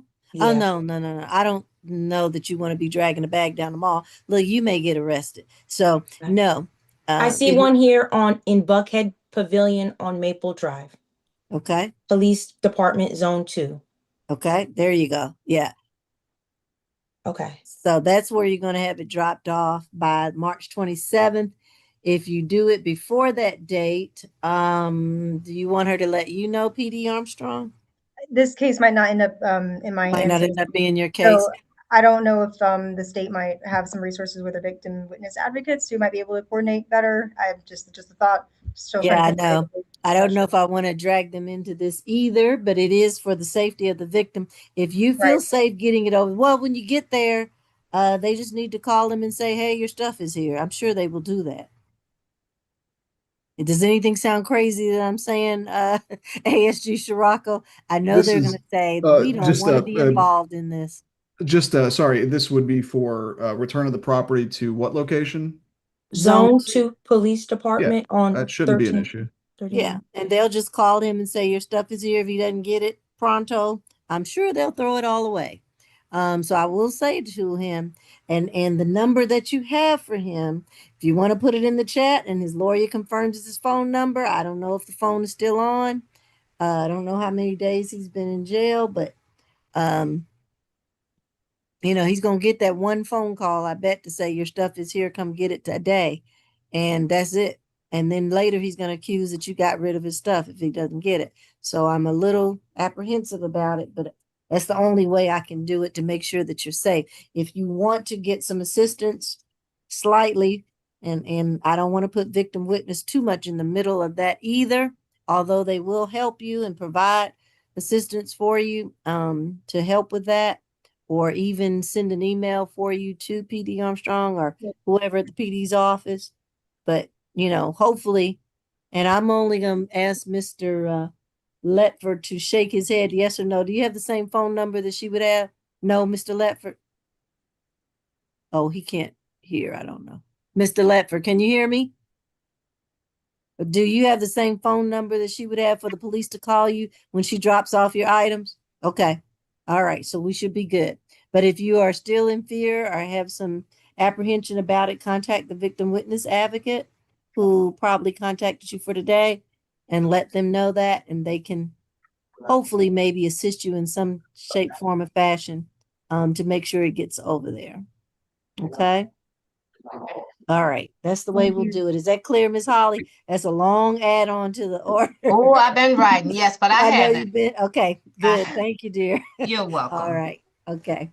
Thank you, All Judge, right. for the Take consideration. care. Yes. Thank you. Thank you, Judge. Bye-bye. Number All right. Who do we have? 24, Mr. McCauley. This is position 24, 26 CR 001781K. Octarius, is it McCownley? Not for sure. Charge of 1 count of reckless driving, 1 count of willful obstruction, 3rd count of failure to obey traffic signs and signals. There are 18 adult prior arrests. There's a 2023 conviction out of DeKalb for cruelty to children 3rd degree, battery, family violence, driving without a valid license. There's a 2019 conviction out of Alpharetta for possession of marijuana less than an ounce. A 2024 conviction out of Fulton for simple battery, family violence. A 2018 conviction out of Fulton for willful obstruction of law enforcement officers and possession of marijuana less than an ounce. A 2016 first offender out of Fulton for theft by receiving stolen property, discharge of firearm on property of another, reckless conduct, unauthorized discharge of firearm within 50 yards of public highway, and willful obstruction of law enforcement officers. A 2016 DeKalb conviction for possession less than an ounce. 2016 first offender out of Fulton for theft by receiving stolen property. 2016 out of DeKalb for theft by receiving stolen property. There's another 2016 out of DeKalb for fleeing or attempting to elude, hit and run, driving without valid license, willful obstruction of law enforcement officers, and theft by receiving stolen property. There's an open Fulton case, 20 SC 177198, for possession of firearm and possession of marijuana less than an ounce. There's also an open case out of Candler County, Georgia, for purchase, possession, manufacture, distribution, or sale of marijuana, as well as obtain, procure, give inmate prohibited item without authorization. The recommended level is level 3, nothing further. All right. Okay. Yes, Your Honor. This incident was from August 28th of 2024. law enforcement was dispatched to a domestic fight. They made contact with the driver that they were advised of it was a black pickup truck at the entrance of the complex that they responded to. They had asked him, he was later identified as the defendant, to roll down his window, and he opened the door, asked what was going on. He stated he doesn't live at the complex when he was asked, and that he was there to see his child's mother. He just left work and wanted to go home. He was told multiple times that he was not free to go. They were actively investigating a domestic fight, and he was informed of that. He stated he didn't do anything. And he then asked if he could move his vehicle. Officers told him no. He proceeded to get in the vehicle and take off at a high rate of speed, nearly striking a flatbed truck and running a stop sign at an intersection. The defendant then headed north on Washington Road. It was originally on Spanish Trail. And the A warrant was issued for his arrest here, Your Honor. With his history, including that open case out of Fulton that's on judicial hold for possession of firearm by a convicted felon, recent arrests, other driving convictions, driving without a valid license, and it appears that he's presently unlicensed from our check that we ran. State's recommendation, we can't recommend a signature bond. We would be fine with a $1,000 split bond, $500 surety on each, the obstruction and the reckless driving, signature bond through the jail on the failure to obey traffic signs, signals, and markings. No drugs, weapons, or alcohol while out on bond, and no driving without a valid license. And say that again on the 1,000 split. I got Yeah, 500 on the obstruction and 500 on the traffic signs and signals. And what was on the reckless? the reckless was 500, and it would be a SOB through the jail for the failure to obey traffic signs, signals, and markings, Judge. Oh, wait, the reckless is not SOB. Right. The failure to obey is a 500 SOB jail, right? We didn't put an amount on it for the failure to obey. That would be up to the court's discretion, but a signature bond through the jail is what we'd be fine with. Okay, and then the 1,000 surety, which is 500 on reckless and the obstruction, is a 1,000 surety. Yes, 1,000 total surety, Your Honor. Okay. All right. All three charges have 500. The first two are sureties, and the third is SOB jail.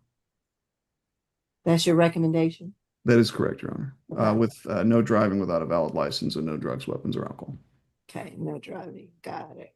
All right, making sure I understood your recommendation. Thank you, Judge. All right, go ahead, PD Armstrong.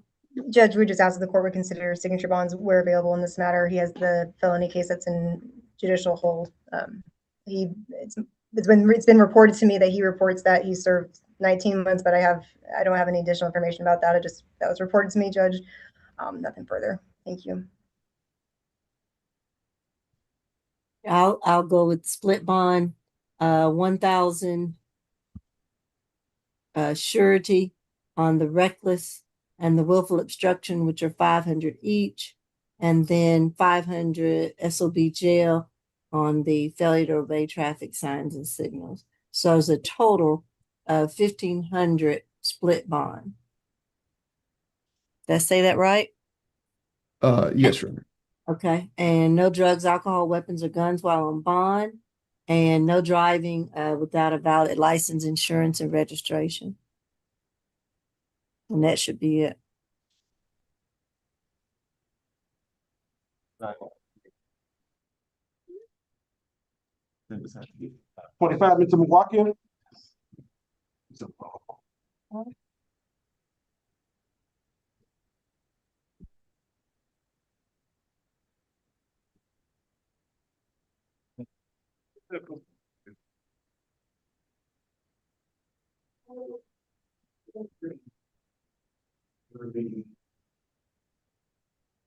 This is 26 CR 001790D.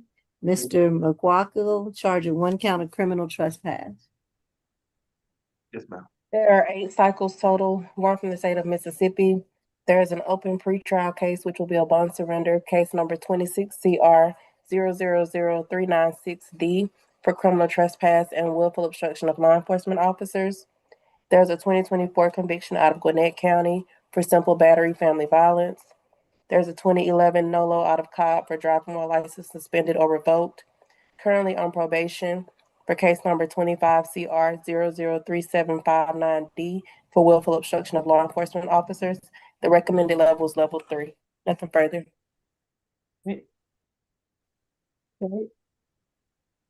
Yes, Your Honor. This is Mr. Muwakil's case, correct? Yes. Thank you. This was from February 20th, 2026, 1175 Hembry Road in Roswell. It's the In-Town Suites extended stay. Defendant had entered the property after having previously been trespassed. That prior trespass warning had been in effect since August 16th of 2021, actually. The defendant's ex-wife witnessed him on the property, reported him to 911, and management of the property wished to pursue charges against the defendant for having returned there without management's consent. It was at that time that a warrant was issued for the defendant's arrest. This was subsequent to the issuance of bond.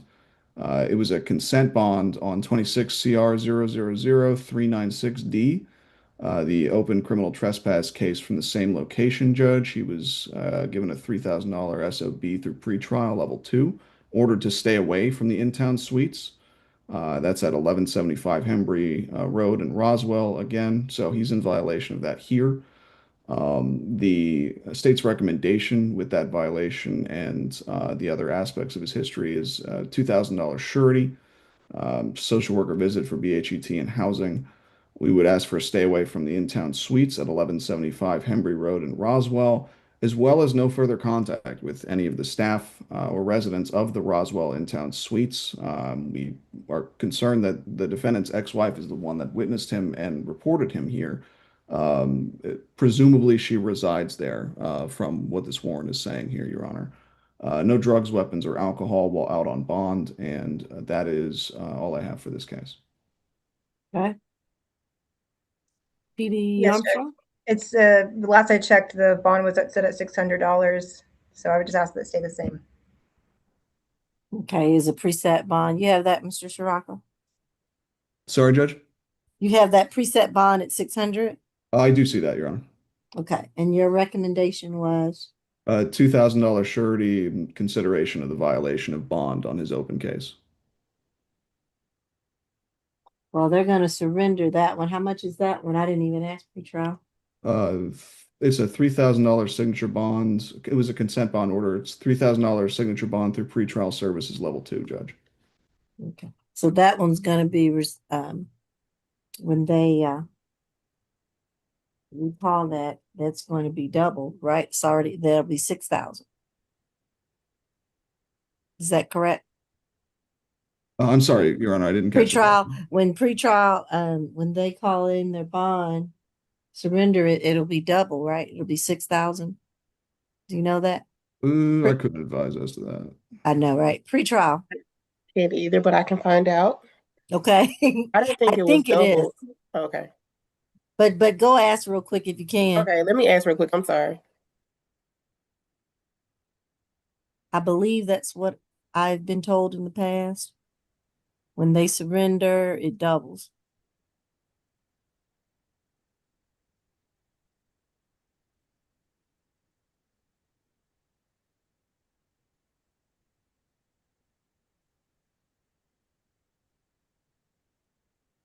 And you're asking for it to be increased to 2,000 because of its history in the other cases, correct?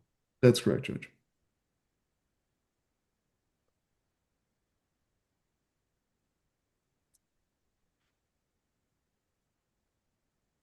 If I can think out loud, because other bonds gonna be surrendered, then that can the history factor, if I can call it that, might be satisfied with that. So I would just ask their bonds stay the same. But I get it. It is my understanding as well that if it were to say the same, a bonding company wouldn't take him at $600. I don't. Right. I know if think you that's would. under the amount, isn't it? Yeah. I believe that is true for sure, as well.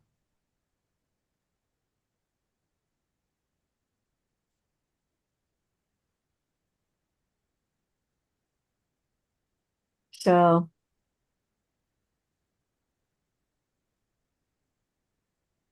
Okay, Your Honor. So we're told it is not double. It just the amount goes back. It oh, it's doesn't not double. double? No, Oh, ma'am. well, let me not make up any new rules or anything here. But I was told that, and maybe it was a different type of bond or something. Okay, so what we'll do is, so that's a 3,000 surrender on the other, and let's just make this one 1,000. I know it was at 600, but I am concerned about the facts of this case as well. So I'm going to order on this criminal trespass that it's $1,000 surety bond, and he has to stay away from the in-town suites in Roswell, else he'll be right back Fulton County Jail. No further contact with the victim in this case, or the employees and or other residents of the in-town suites in Roswell. But he shouldn't even be there at all. No drugs, alcohol, weapons, or guns while on bond. And I think that's it. All right. All right, next we got 26, Mr. Patrick. Okay. This is 26 CR 0017921. Where is he?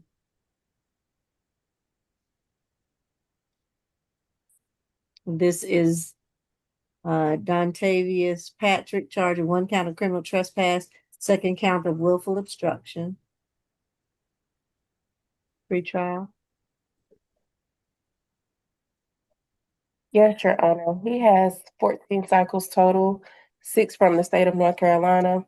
There's a 2015 conviction for burglary out of Fulton for first degree, aggravated assault, possession of firearm or knife during commission.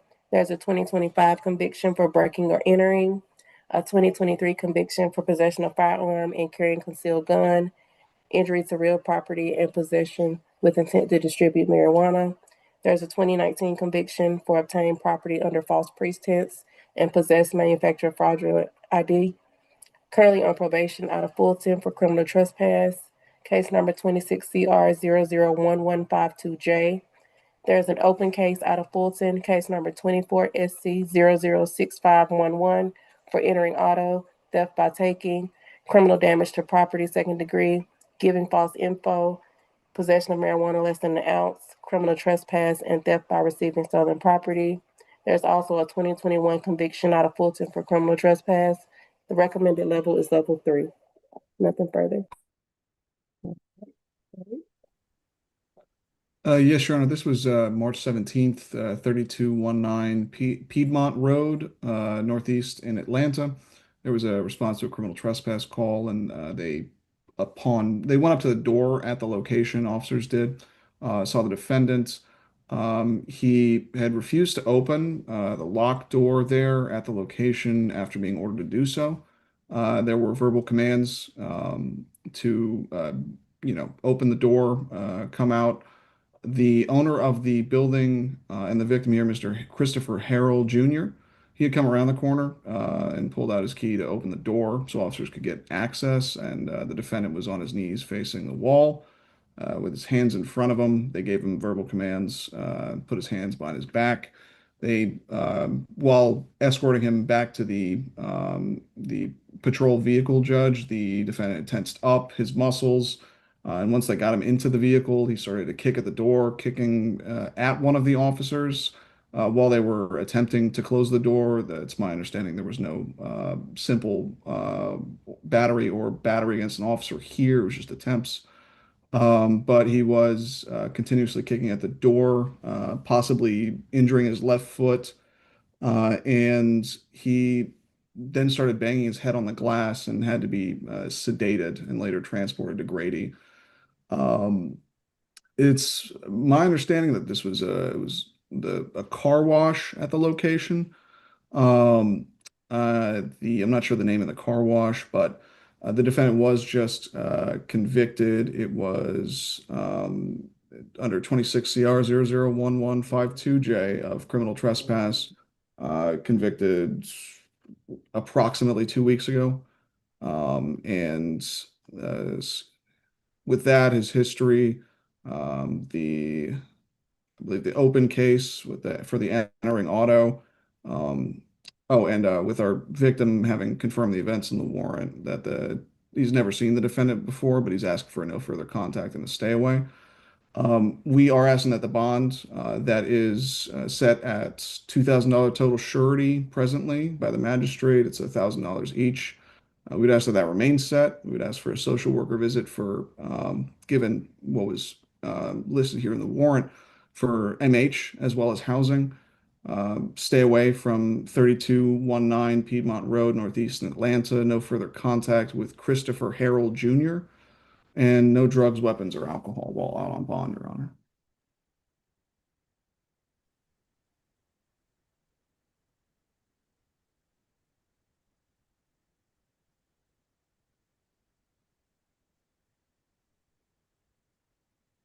All right, I'm sorry. Read me the recommendation again. Sure, Your Honor. We would ask the bond remains set. It's presently at $2,000 total surety. We're asking that it remains set at $1,000 each for the willful obstruction and criminal trespass. We're asking for a social worker visit for MH and housing. No further contact with Christopher Harold Jr. Stay away from the 3219 Piedmont Road, Northeast Atlanta address. No drugs, weapons, or alcohol while out on bond. Judge, you're asking if the court would consider $1,000 surety bond total and defer to the court for conditions. And what was the last thing? I was talking fast. I'm so sorry. I deferred to the court for conditions. Nothing further. Thank you. Okay, thank you. Have a slow down. Thank you. I didn't know you could talk that fast, but good. Okay. I know I my may party be shirt. used to it in court sometime. I get it. Let's see. So we have a preset at 2. He's got a lot of cycles, a lot of too much history here. I am concerned about the MH, so the social worker visit should be able to help with that. I'll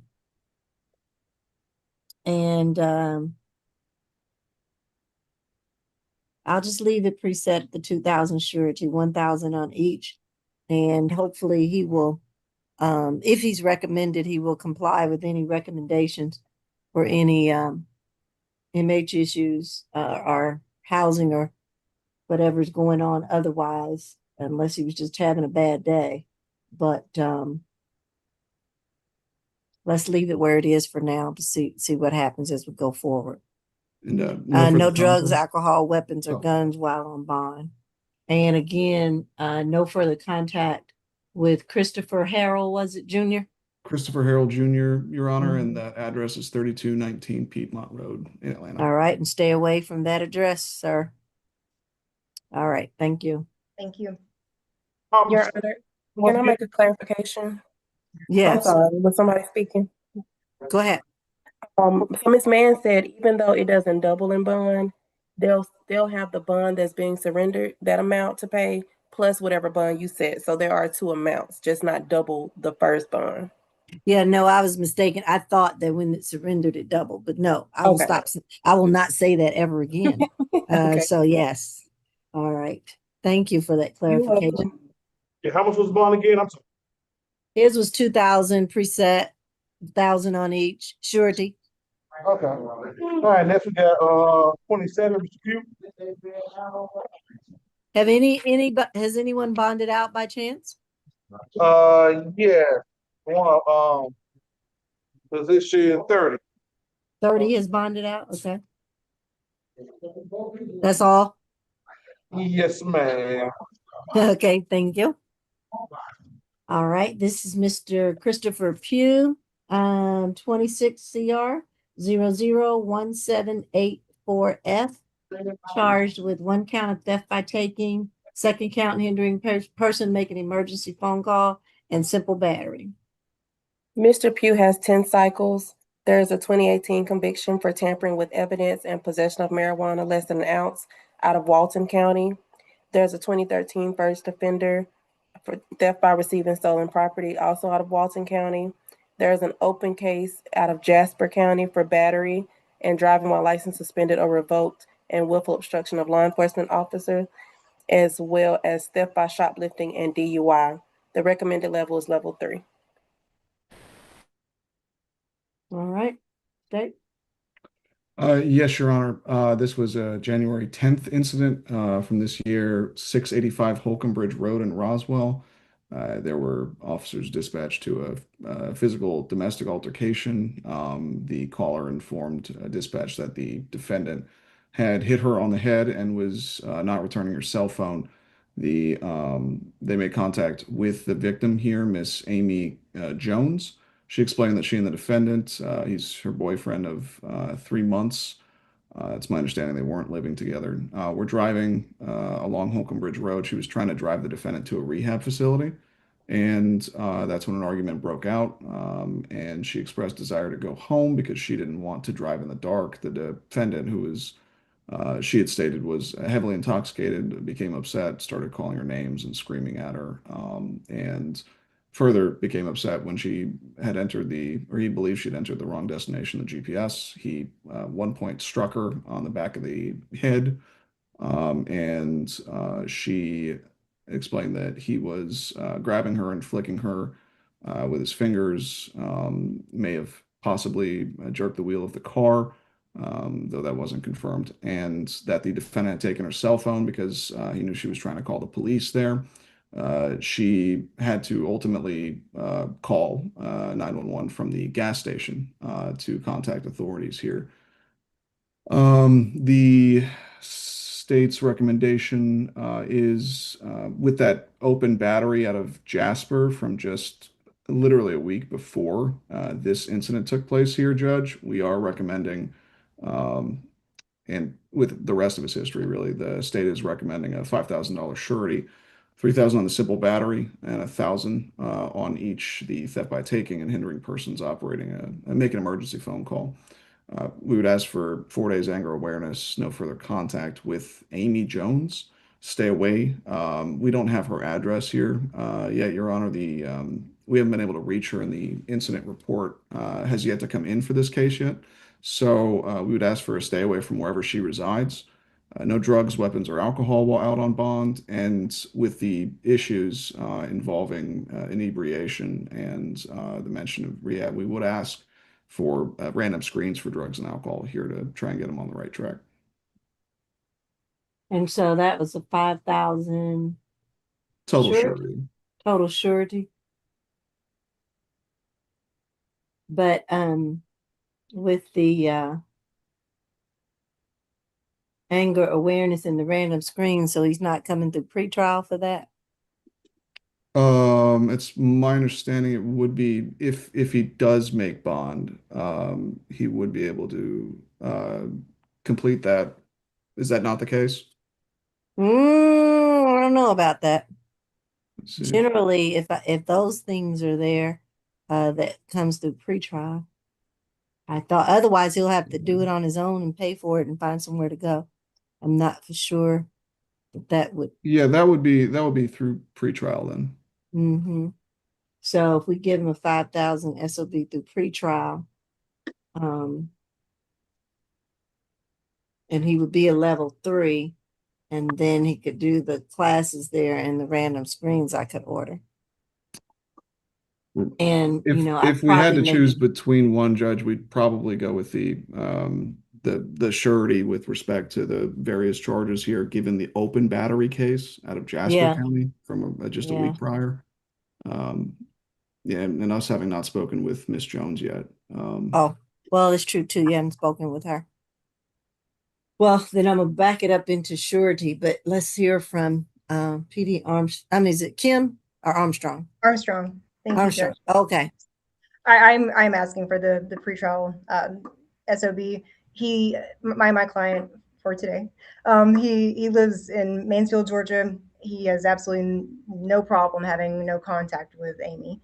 He has 3 kids. He's self-employed. And it's what's been reported to me, and I haven't been able to confirm this on any county websites, but that the most recent DUI was resolved recently. So, it's possible that maybe the other battery's been resolved too. I just don't know because I'm not sure how long it takes for certain courts to generate the disposition. So, but again, that's what's been reported to me. I don't know that moves a needle at all for the court, but I would he would fully comply with any random screening that through pretrial services, and it would be easier to do that through pretrial services rather than needing to or having to find its own sites out in Mansfield. But he would have to drive in, and then I hope that's clear to him. We just avail ourselves to the court. How far away is Mansfield, Georgia? Do we know? He I says believe 1 my- hour. I think it's Walton County. 1 hour and a half. I was reading his sign language, hour and a half. Okay. Okay. I am concerned about his history. It's past Covington. Oh, okay, past Covington. Okay. Correct.